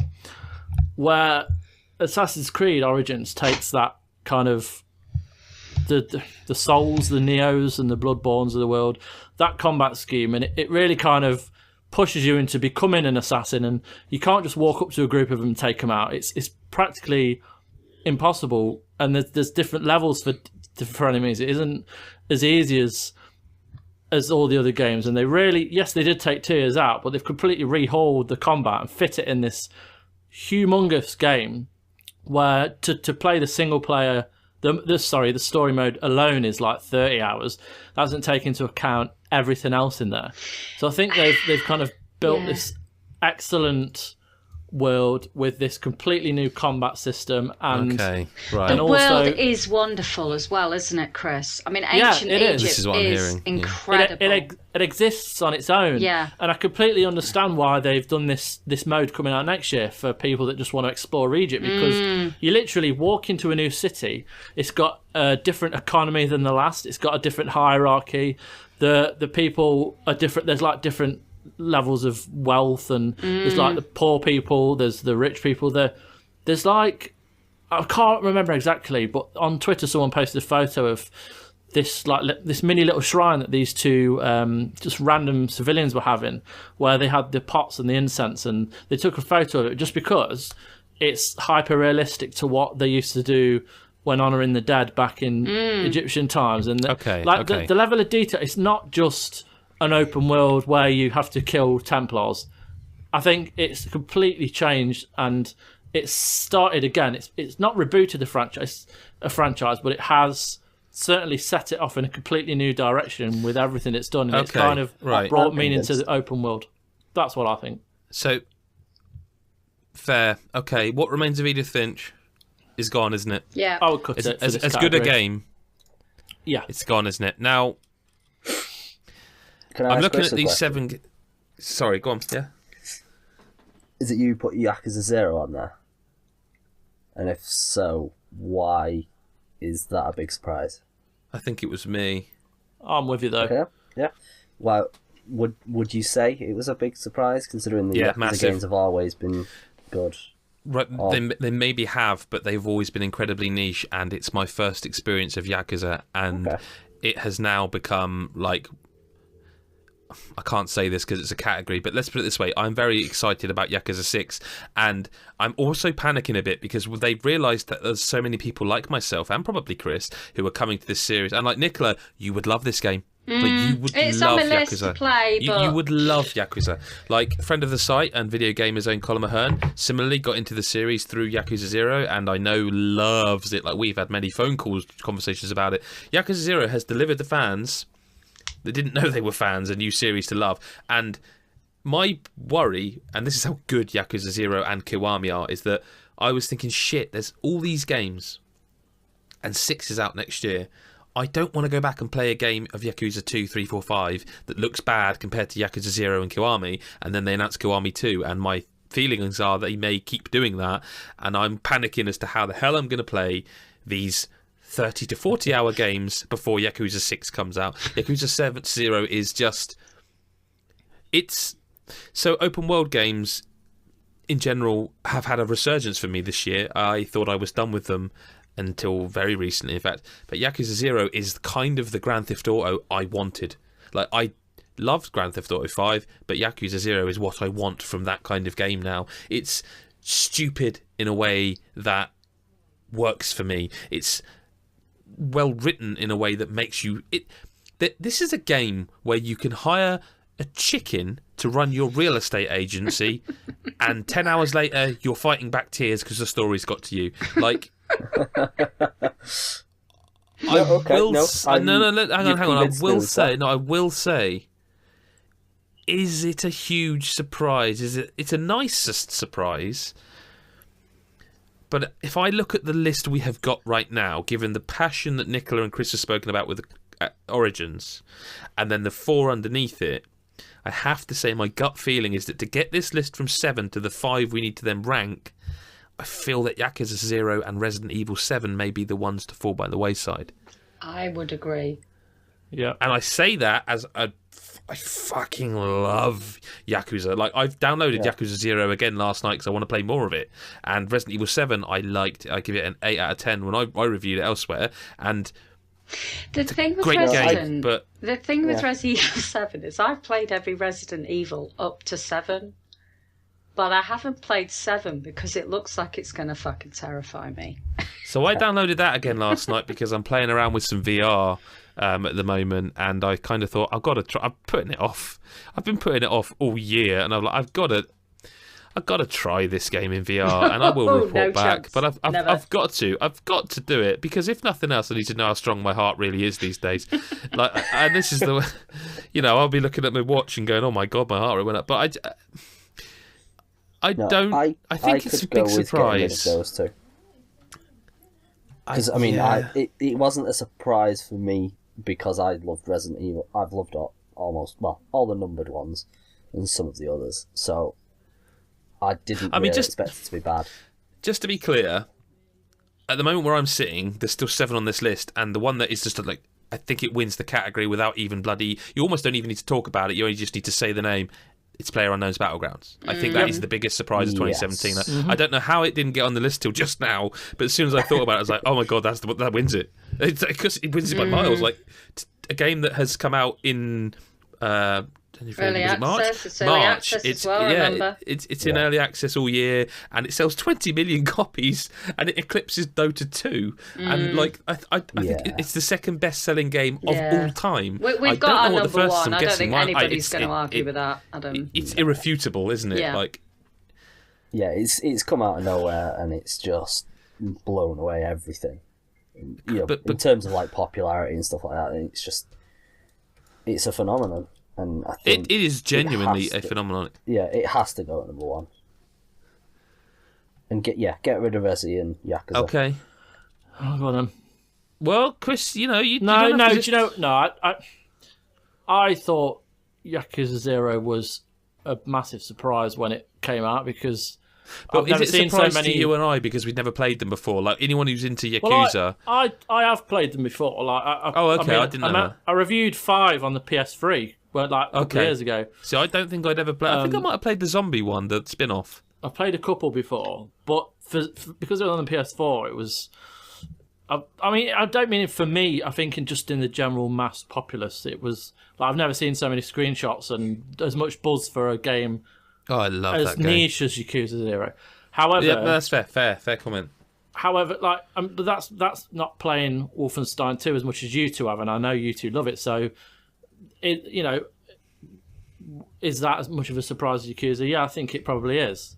Mate, the story. Well, yeah. Some of the places they go in Wolfenstein 2. I don't know whether we want to save this for best story category or not, Nick. I think it might be a good idea because it might give me a chance to play it more. So I don't know if this is a spoiler or a surprise or kind of both, but so this is like your final warning. Like from this point on, I guess we're going to be having to justify, where we want a game to come, we're going to have to start spoiling stuff, because the points that we want to make are relating to spoilers. So this is me rambling in an effort to make you realise that the next thing I say is going to be a spoiler. I don't think it's a surprising spoiler, though, that in a Wolfenstein game, Hitler is present. And if that's not one of the best moments, I'm not saying the best moment, and we will talk about best moments, but if that's not one of them, then we've done something wrong, because I don't even know where you start with talking about that Hitler section. Like, the fact you can get an achievement for killing him, but you have to start the game again because, like, that's not how the story goes. You know what I mean? Like, his character is it's like simultaneously the scariest thing I've ever seen in a game and also the funniest thing I've ever seen in a game. This is a man who, this incarnation of Hitler walks in a room and just decides, I need a piss, so I'm just going to piss in this bucket in front of everyone, who then throws up on the floor and then slips on it. And by the way, he's wearing dressing gown and slippers. And he's He's auditioning actors, of which you as BJ are trying to be one at that point, hiding out, and one of them's bad, so he just blows him away, just shoots his brains out, and then this is just one moment in that game, and this sounds like Hot Shots kind of. It's absolutely batshit. It is batshit, Gary. It's but he's also terrifying. Batshit, yeah. Well, he's terrifying because he's so unhinged. Clearly crazy. He's Hitler. And he's Hitler, yeah. He's Hitler, yeah. And he's clearly mad. But then he goes to sleep because he's thrown up and he's eaten some fruit, and then he goes to sleep. And it's like he's got dementia or something. He's got dementia or something. Yeah, I think he has. Yeah. Well, he's got that weird cough. If you'd have I hate to do the kind of if you'd have said this, blah blah blah, but it's so salient here. Like, we're talking about BJ Blazkowicz, the stereotypical, perhaps Bar Duke Nukem of all time, white hero, and he is the dude, bro, and he is the best character of 2017 in a video game. I think. I think he probably and like that is some achievement. Well, even to have him in the conversation, though, Nick, like that is some achievement. I think. Like I said before, the entire game itself is a surprise. The fact that this game even exists is a surprise to me. It's it's a statement. Yeah. It also, like the last one, I guess, was kind of amazing, but you. Do you remember like Saints Row games? And every time you're like, well, how can they get any more batshit? Like they can't, and then they couldn't, so they stopped after 4. They just couldn't go any further. Wolfenstein did that, and then 2. I mean, it one-ups it 10 times over. Like, in terms of surprises, I expect it to be good, but what I wasn't expecting is to be thinking of it as one of the best stories of this year. Yeah. And like I say, I think that's why it needs to be in this list. Yeah, I don't know that it wins. All the stuff you're saying it just makes me think that it should be at number 2 on this list. I would agree with that. I think I probably would too. You two being so passionate about this, more so. I mean, Nicola and I will fall out when three. it comes to the big list on this one, but I do think, on terms of it being a huge surprise, like, yeah, massive, and I do think it does. Yeah, I think number 2. Definitely. I think you both need to play this game. I really think you need to play this game. I want to play this game, and I will at some point soon. But yeah, Chris. No, I'm happy. I'm happy for it to go 2. As long as the Switch doesn't get 2, I'm happy. Are we getting rid of the Yakuza then? I mean, I'm highlighting 3 games there that I think one of them is the one that goes, and I think in terms of passion between Yakuza 0, Assassin's Creed Origins, and Horizon Zero Dawn, I think Yakuza 0, unless, Chris, you want to defend it now to keep it, I think that's the one that's... Yeah, I defend it over the Switch, but that's just me, okay? But I think Assassin's Creed and Horizon definitely stay on this list. And everyone agrees more so for the Switch than Yakuza, so I think, yeah, Yakuza has to go. Okay, right. So what if I were to do, and this is terrible radio, but what if I were to do this? Would anyone disagree with that? I mean, the only thing that the last 2 there. So what we've got on the list at the moment that we're debating here is a top 5 of number 1, PUBG, 2, Wolfenstein, 3, the Switch, 4, Assassin's Creed Origins, and 5, Horizon Zero Dawn. And for me, those bottom 2, I could probably flip a coin over. But well, I could switch. Actually, I could put. I would, At Horizon at 3 and put the Switch. I would agree with that. Switch at the bottom. Yeah, I'd have Switch at the bottom. I agree with Nick. Yeah, I agree with Nick. Okay, so that now leaves us with number 5, Nintendo Switch, number 4, Assassin's Creed Origins, number 3, Horizon Zero Dawn, 2, Wolfenstein 2, The New Colossus, and number 1, the biggest surprise of the year, PlayerUnknown's Battlegrounds. Yeah, I think that's a solid 5. I'm happy with that. Wow, that was easy. Gary? Yeah. Yeah. Okay. I don't think I could really disagree with any of those. Right, that was... Okay. Sweet. So the nicest or biggest surprise then, in 5th place, Nintendo Switch. In 4th place, Assassin's Creed Origins. 3rd place, Horizon Zero Dawn. 2nd place, Wolfenstein 2, The New Colossus. And the biggest or nicest surprise of 2017 is PlayerUnknown's Battlegrounds, which brings us to the final category for today. And we're going to have to whip through some of these, because this time for our biggest disappointment. Oof. The list as follows. Micro Machines. Was it called World Tour? Something like that. World Championship Tour, I think it was called. I have already blanked it from my mind. Yeah, that's number 1 for me.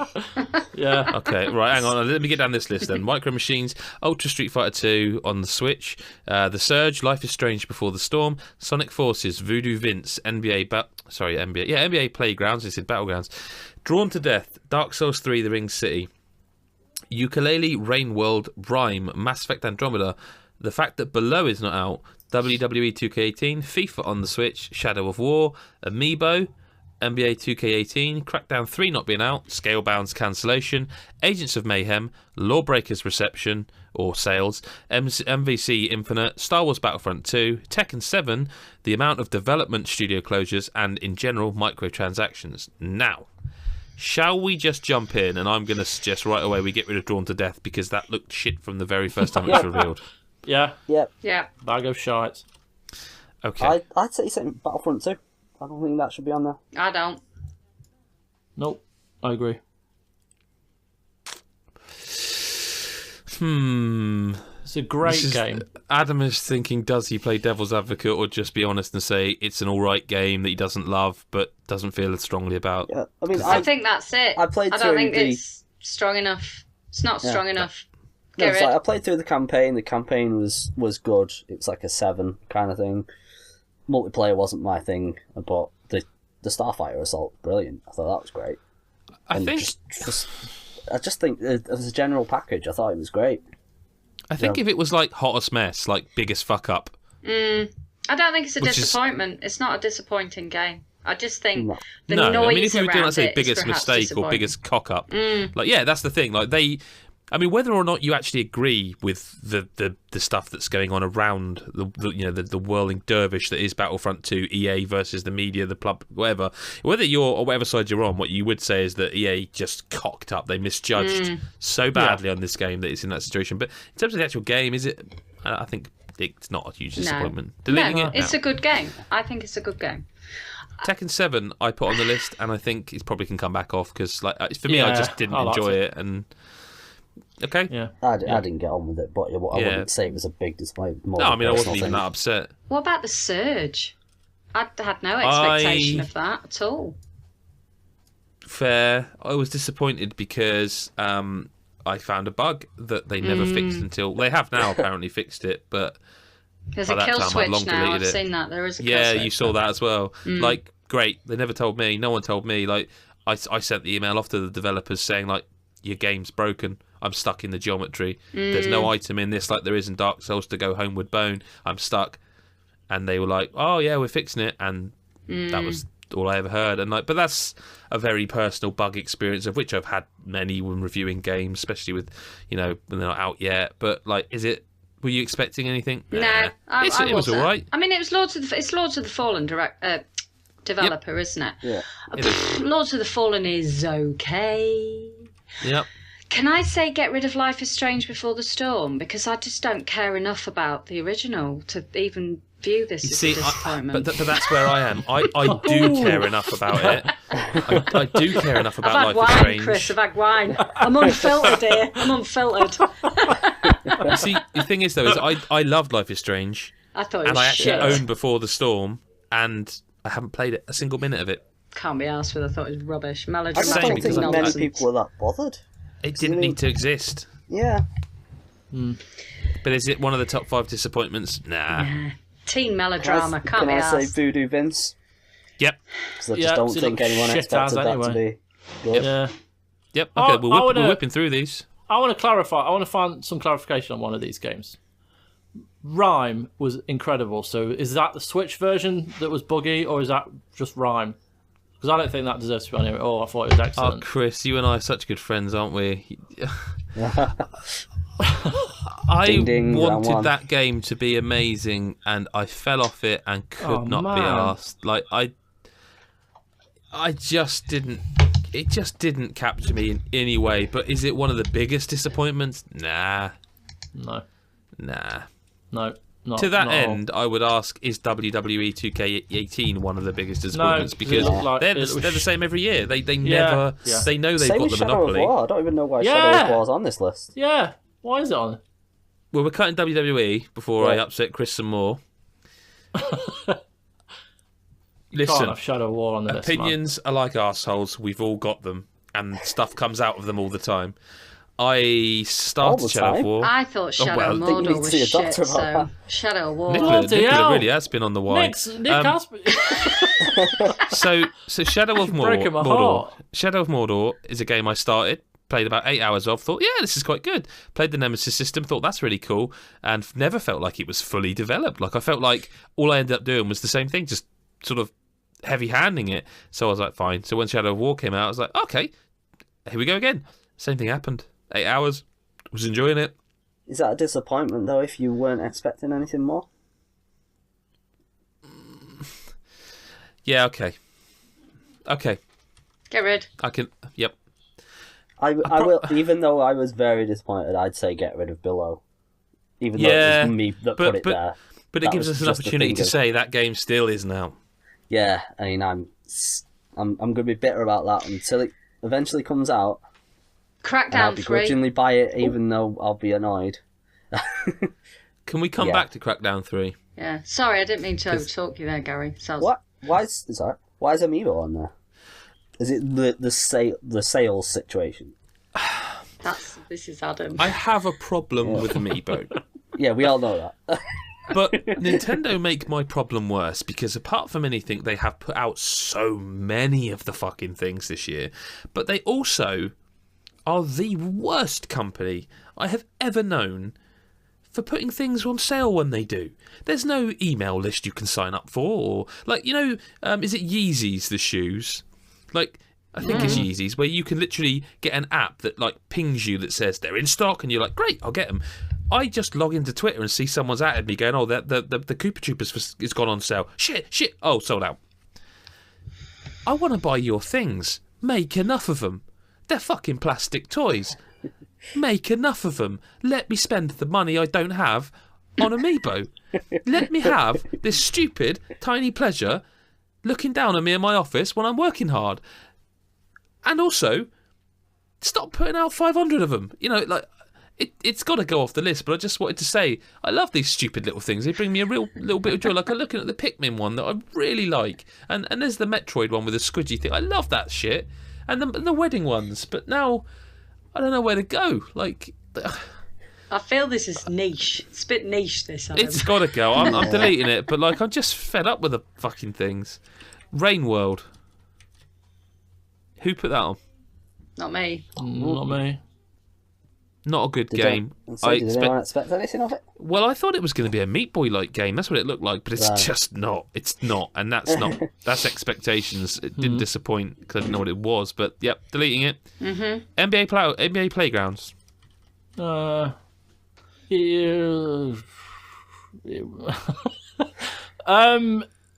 Keep it on for now, just until we chisel away at the list, because I was actually quite excited about this, thinking it was going to be like NBA Jam. Okay. And have a bit more variation to it, but there really isn't. So, and it wasn't the best anyway. So I would keep on just for time being. I'm going to fight for Sonic Forces here. I don't think that should be there. Gary. Well, no, he's got a point because I didn't expect anything of it, and it completely delivered on that. So, I mean, if you eked out we some all know joy, that I liked it. But that's a good thing. But at the same time, none of us expected anything from it. Yeah, it's gone. It's gone off the list because no one expected anything. So I'm going to be controversial here. Well, I don't think controversial amongst ourselves, but microtransactions needs to go off. It's not specific enough, is it? No. And I also feel that the current noise about microtransactions is very laser focused in on one particular game. Yeah, it is, yeah. No, and I right. just find it really strange that it's this particular game that's got people's backs up when it's in lots of other games, and it's just, I don't know. Anyway, I don't think it needs to be on there. Yep, agreed. Chris, cut something. Alright. Cut Marvel vs. Capcom Infinite. Because was anyone really bothered? Well, I'm not saying bothered, but was anyone really excited by it? Did anyone think the trailers looked particularly interesting? No. Injustice came out, and that's all that matters. Yeah. Like this would never have compared to that, and it didn't. So I would say cut that. I was very disappointed by this game. I don't think it looks good. It's got awful loading. I don't know if they've patched it since. Like I don't think it's a good game, but others do. And to be honest with you, I've never loved the MVC series, so I don't think I was that disappointed. But it did disappoint me. But I don't think it quite hits the level of some of the others. So if Gary, who's the only other person who played it, is okay with it cutting, I will cut it. Cut it. I would probably cut Agents of Mayhem. I'd agree. That was going to be my next one. Yeah, I've not played it yet, but I mean... Okay, see, that would have been high on my list. Wait, really? Why? Why would it? Because it's the people who made the Saints Row series, and the game's just dull. Like that, if you don't have to like Saints Row 3 or 4 or anything. You don't have to like that series to at least be able to go, well, at least it's not dull. And like Agents of Mayhem is just fucking bland. Like it's confused mess. Like it's sort of set in the same universe, but like I didn't play any more of it to know if it actually is. There's characters that appear. There's like it's all purple like Saints Row. They use the fleur de lis, but like it's just a dull, repetitive game that really disappointed me. Like I was expecting something Saints Rowy, and it's just not. It's just not. It lacks all the spirit and soul of those games that make them so fun and daft. I wouldn't. Leave it on for now, I wouldn't be quite ready to cut it yet. Right, let's get on to the meat of the category. We're talking in terms of God is a Geek's biggest disappointment. So not everyone else's. So does Mass Effect really deserve to be on this list? Yeah, massively does. Yeah, 100%. Yes. Even though I enjoyed Mass Effect, I'd agree it needs to be on there. Oh, fucking hell, all right. Whitewashed. I think we can cut Ultra Street Fighter 2. I don't know, because I thought that was I don't think it was particularly a bad game. It's a good game, but it's just... It didn't need to be there. It also didn't need to be the price it was, yeah. Yeah, but I don't think that means it's the biggest disappointment. I could get rid of Dark Souls 3. Yeah, The Ring Cities, to be specific. The Ring City Yeah, DLC. because after the first DLC, it's like, what were you expecting? I actually quite enjoyed the Ring City. I preferred it to Ashes of Ariandel, but I think it fits well in terms of Dark Souls 3 as a whole. Okay, no, it's gone. It's gone. All That's fair. Get rid of NBA. Okay, yep. No, which one? There's two. NBA 2K18. Because despite the progression, it's a great game. And when you're looking at everything else on this list, then there's lots more on here that I would say go higher. That's your biggest issue was the microtransactions, wasn't it? And we've got rid of that. You've got a point. Yeah, but this for me is a specific example. Like, it is. I think I've said it on the podcast before, but for the people who do just listen to the Game of the Year ones, like, it is disgusting the way they, like, games hide when they make pay to win. They hide that's something that is surreptitious, and they do it for a reason because it's a bad look. NBA 2K18 is really bad at hiding it, and like, I don't actually have a major problem with microtransactions if they're cosmetic, if they don't affect the core game. If Agreed. If you can buy a game and play it without ever feeling nudged towards it, and there's going to be tutorial and tooltips that say, like, hey, you should maybe head over to the store and have a look. But if you never feel nudged into it by the actual playing of the game, I kind of feel like, yeah, all right, they're still bad because they tap into people who are weak to that stuff. But for me personally, NBA 2K18 was like, they built this mode that I really wanted to like, and I like the story and I like the characters. They built this mode around making you pay to progress, and that to me is disgusting. And like, if NBA Playgrounds I would cut, because like, it's no one had really heard of it. It just came out and it's like, this is all right, but it could be better. You know what I mean? Like, if you're looking at things to cut easily, I'd say Micro Machines as well needs to be cut. And the reason I say that is because I kind of had the feeling it was going to be bad. And it wasn't bad, but it wasn't good. Oh, it was so bad. Well, but I kind of expected that, because I remember saying when it was announced, I had a conversation with the person who was working on the game, and I said, like, what are you going to do to make it kind of relevant? Because if that game was very much of its time, those games were, and like, what are you going to do to make it kind of work in 2017? And they're like, you'll see. And I realised what they meant was, we're not. It's just going to be a 1080p version of Micro Machines, and we're going to hope that nostalgia carries it. And it didn't. Liberally advertising Nerf guns. Well, that, to be fair, there's a reason behind that. Hasbro owns Micro Machines. But it was just, I'm with pretty you, but gross. It was pretty gross. I would say that stays ahead of the one that you added. So the one I added for those at home is that the Switch prices of old games, like people keep putting games out on Switch, and they're about 50% more expensive than they are on other consoles. I mean, I do think that's shit, and like, but Nintendo's pricing has never been particularly good. I mean, if you look at the eShop, the eShop's pricing is awful. I'm going to stick up for them, because when New Super Luigi came out, or whatever it was called, on Wii U, they were the first company that made a game cheaper digitally than it was physically. And I remember that specifically because nobody does that, and it's like, oh, this is a great indicator, because that's what it should be. It should be cheaper to buy if it's not got a physical copy. But yeah, okay, it's not a disappointment. It's okay. See, I'd say Playgrounds. Yeah. Okay. Yeah, get rid of it. Okay. So, I mean, I'd say ones I'd definitely keep on here are Yooka-laylee and Mass Effect. Yooka-laylee one and Mass Effect. Yeah, for me, same.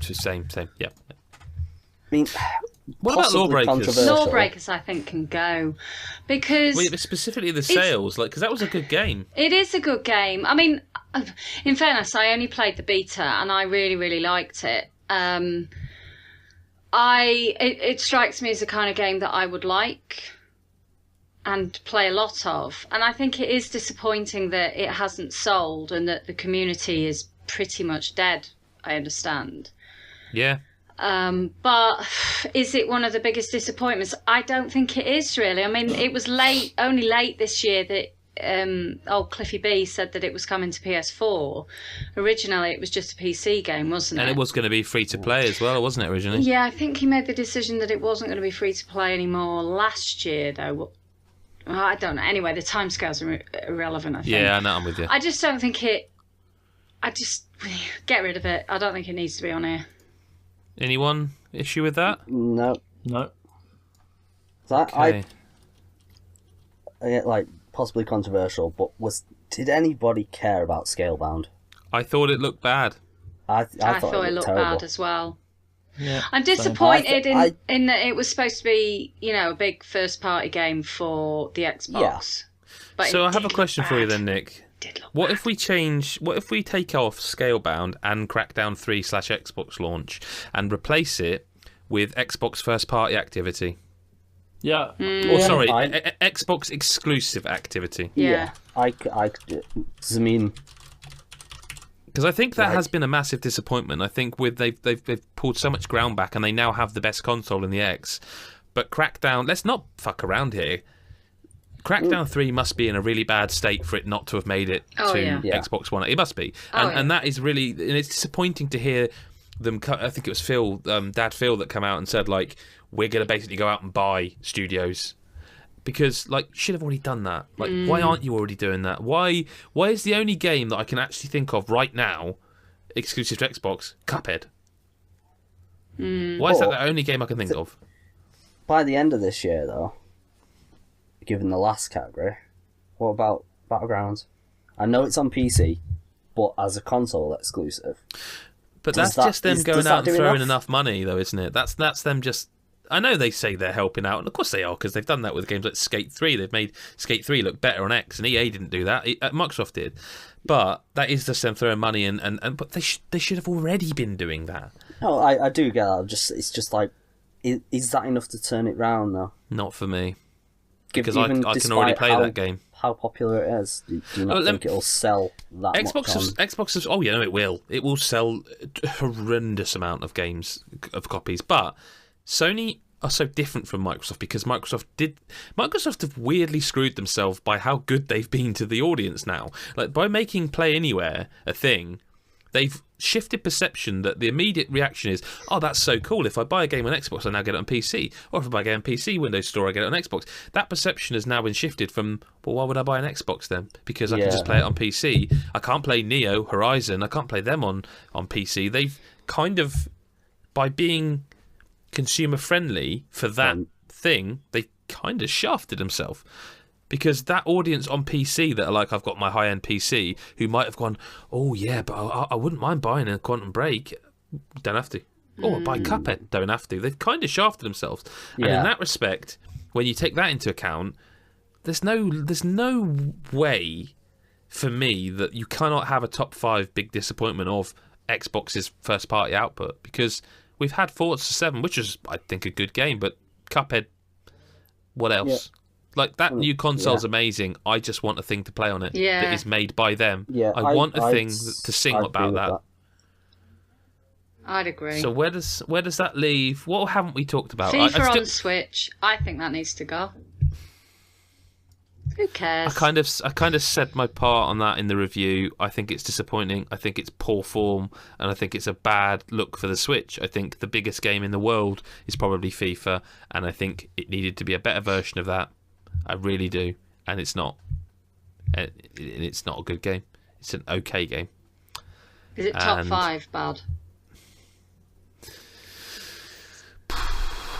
I would be happy if we cut FIFA and Micro Machines, and then we got just one to find.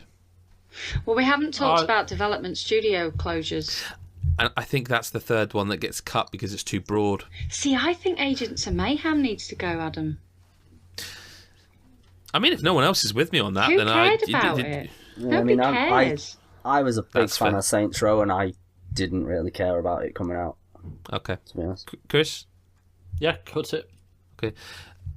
What if because I added development studio closures quite late, and I think I'm being broad here when what I really mean is that. Volition. And that is Volition's closure. Now, I'm a big fan of Volition.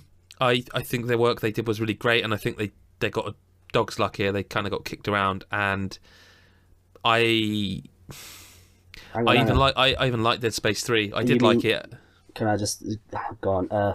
You mean Visceral? Visceral, sorry, yeah, Visceral. Sorry, just I'm thinking. No, you're right. I'm thinking of bloody Saints Row. Yeah, it's Visceral. Just been sorry. talking about that. Yeah, I was about to type. Yeah, I was. Yeah, sorry, my apologies. Visceral games closure, like Dead Space. For me, the one thing I always held out hope of while they were quiet and working on this Star Wars game was that we would one day get the Dead Space remake. Yeah. And if we do, which maybe they will. They still own it, EA, but it won't be made by the people who should be making it. And I think it's sad for the industry. I don't think necessarily it should be in the top 5 of biggest disappointment for 2017. Am I being harsh? Because I know that's real people. I'd put that ahead of Micro Machines. I'm happy for Micro Machines to go, to be fair. Okay, that's Micro Machines is gone. That still leaves us with one needing to cut from that list. I'd say cut FIFA. I think NBA. I think NBA. Because I forgot that was there. Because although I'm pissed off, not everyone plays NBA for the my player. Yeah, it's one mode. I play it for my GM and my league. I want to play for a season with my team, and the way they've made that feel as realistic as possible is second to none. So I don't think it should be there. My issue with the game doesn't permeate every mode. It doesn't. Yeah, and that's fair. Yeah. No, that's fine. So I think what we need to discuss here then is whether we are definitely going to say Visceral Games is closure. Yeah. Or generally the amount of studios that have been closed. Because wasn't Lions had this year? Oh, I don't know. I'd say Visceral Games at kind of like the top of it, but it's just a part of a bigger problem. So I'd say it is like Visceral Games and others closure, because I still think that Visceral was like the biggest one. I think that's at the bottom of the list, though. I think it's at number 5. Yeah. For me, Mass Effect has got to be number 1. Is maybe FIFA on Switch number 5? I think that's number 4. I mean, I don't really care about FIFA, but what you said disappointed you about it, with it being the biggest game, and it's a poor iteration. That said, I think it needs to be... I'm more gutted about Visceral than I am about FIFA on Switch, because I can still play a good version of FIFA. The FIFA on Switch thing is broader, because to me, I felt disappointed that people were judging it as though there wasn't a better version of the game out there to compare it to, when they're just like, it was getting high ratings on Switch because it's on Switch. And for me, it's like, there are better versions of this game that you are forgetting about conveniently, and I feel like that happened a fair bit. Like, people were just like going, oh, but it's a technical masterpiece that it's actually on there. Right, it is. Doesn't make it a good game though, does it? Like, there are there are many games that can. I mean, every game's a technical masterpiece, really, isn't it? I couldn't do it, but it doesn't mean they're all good. I definitely don't think. I mean, it's currently in position 4. I don't think it's position 4. I think it's higher than that. I think Xbox exclusive activity needs to drop down. It's not top 3 Xbox exclusive activity. I'd agree with I'd agree with Gary.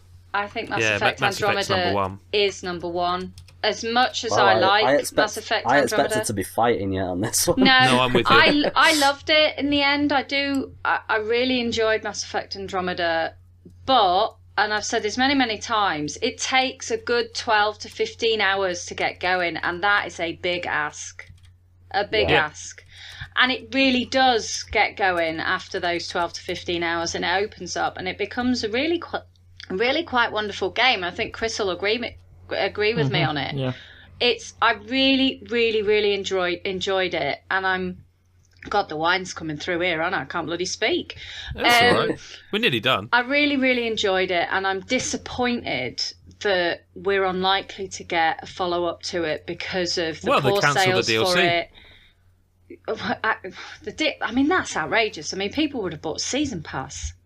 I think they had to refund. I mean, I think Mass Effect Andromeda wins for all the reasons you all mentioned, but I think it also wins because it encompasses a bigger thing of, like, we saw a real vicious side to an industry that turned on a game before it was out. We saw the kind of seeds of what would eventually become Battlefront 2's reaction. I think Mass Effect Andromeda, I'm not saying whether I think it's a good game or not. I didn't enjoy it, but because I fell into what Nick said, I just couldn't get through those opening hours. I think while you were chatting there, I've put into an order here, and I think I've put Visceral Games and other studios closer at number 3 because I think we're losing a lot of studios that are good, and I think again that encompasses a bigger thing of like now Respawn were bought, and it feels like Respawn. Basically, Visceral died on Respawn's sword because the story is essentially that Respawn, I think it was n.sane, I forget who, but someone was interested in buying them, but EA have got first refusal, so they had to go out and buy them because they would lose them if they didn't buy them. So by buying them, they had to spend money, which kind of means, like, when you've got a budget, you know what it's like. When your budget drops, you have to say, cancel Sky TV, and it feels like Visceral were the ones that fell on their sword so that EA didn't lose Respawn, and I think that is, and they're like 2 fantastic studios, and I feel like that whole thing, and then all the other studios that have closed, just it's really disappointing. But I'm really anxious about Respawn. Same, I think everyone is. Yeah, and I think FIFA on Switch was one that barely scraped into the top 5, so drops to 5. Yooka-laylee we haven't even mentioned, but like I think that was a huge disappointment. I haven't played it. I still have nightmares about that fucking game. Well, apparently they fixed it, a lot of the stuff that we had problems with, like the patch. Too late. Yeah, it is. Yeah, I finished it. Too late. The game itself just had no character whatsoever. Ah, mate, you're underselling Trouser Snake. I beg your pardon. Alright, I'll give you that. Trouser Snake. I'd like an amiibo of Trouser Snake. The rest were just shocking. And that fucking voice tone that went over everything. Oh my god, I forgot about that, Chris. I mean, it's like Animal Crossing I can take. It was horrible. Yeah, it's bad. Let's say Animal Crossing I could take. That's I don't know. It's kind of cute. Yeah, but Animal Crossing isn't as loud as that. It's not as aggressive as that. And also, you've hit a button to make it do that. You've talked to someone, whereas that just sometimes plays over the top of it. Yeah, it's and that last boss. Yep, fuck that last boss. Fuck the bee. Fuck off. That last boss was awful. Yep. I mean, one of the worst things I've ever experienced. Is it in a modern game? Is it number 2 though? Yeah, it is. Really? With a bullet. Over Xbox exclusive activity in Visceral Games and other studios closed. Really? Well, I mean, think of how popular Banjo-Kazooie is. True. And this is kind of, it was supposed to be like the new But it was. It was like Banjo-Kazooie, just not updated in any way.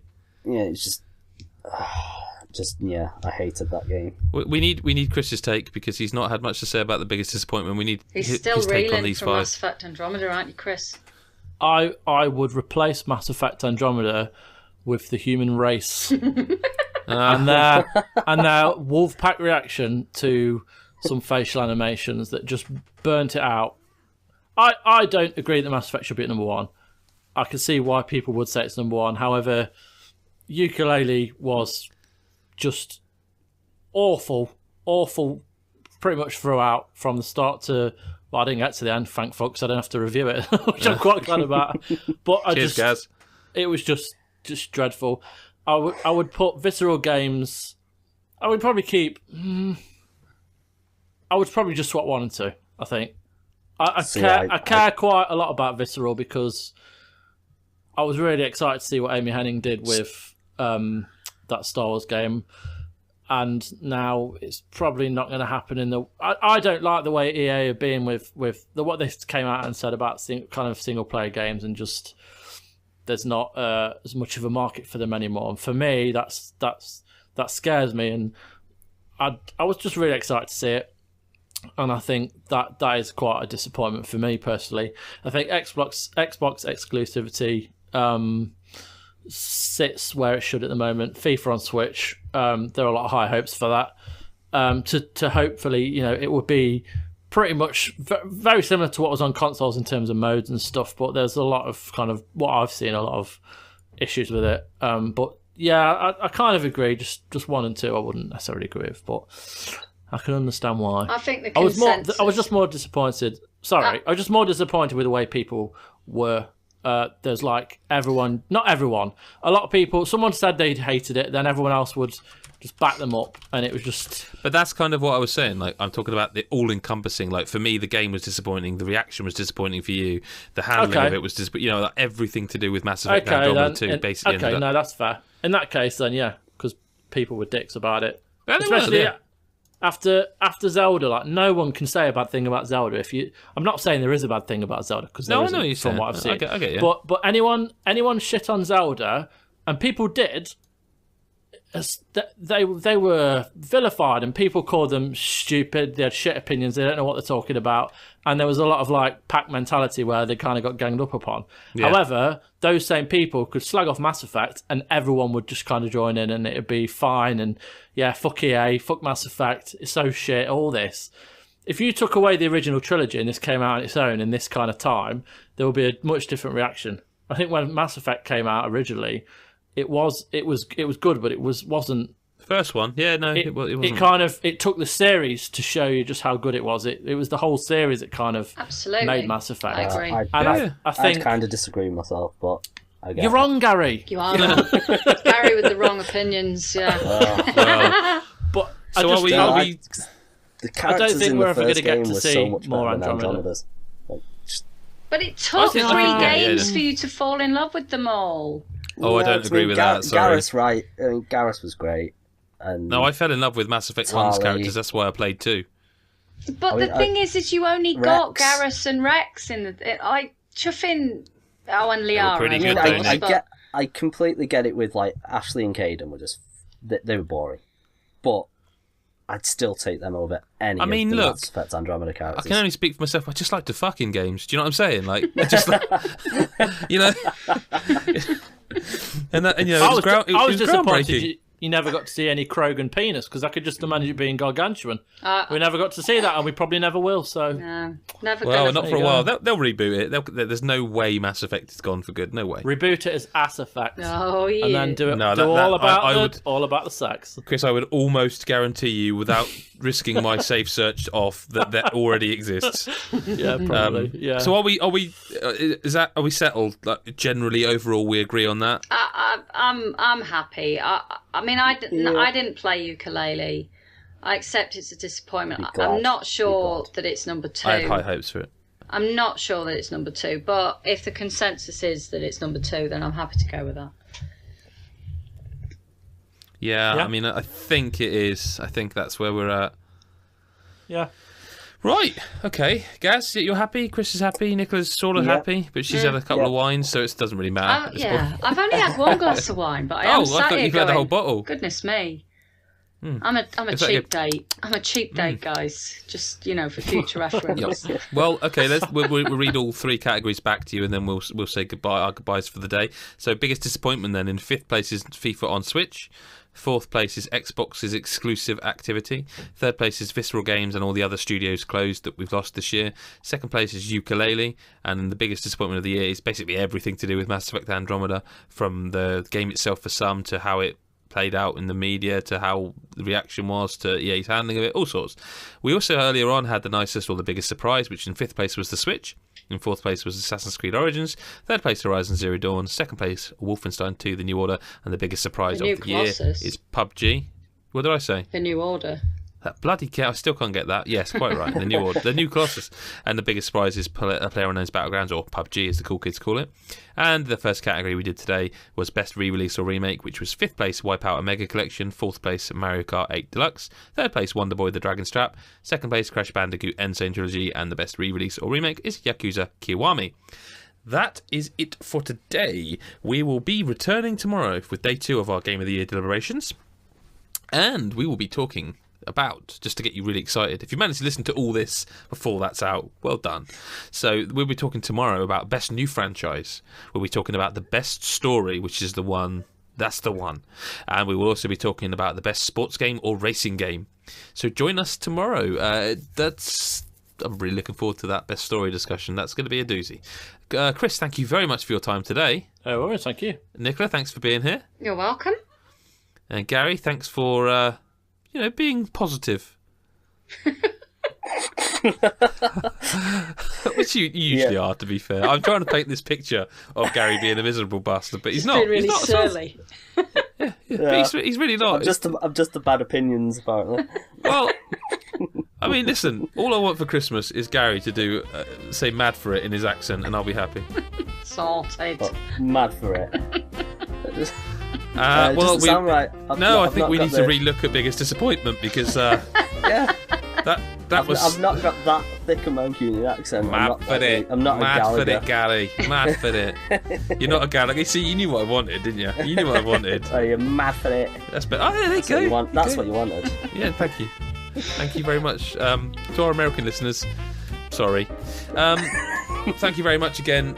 You can follow us all on Twitter. I'm not going to harangue you about that today because, listen, you're going to listen to us all week. And, you know, just to remind you again, patreon.com/GOTYgeek, $1 a month. You get to hear it early. We'll see you tomorrow. Thanks for listening. And, yeah, this is fun. See you later. Bye-bye.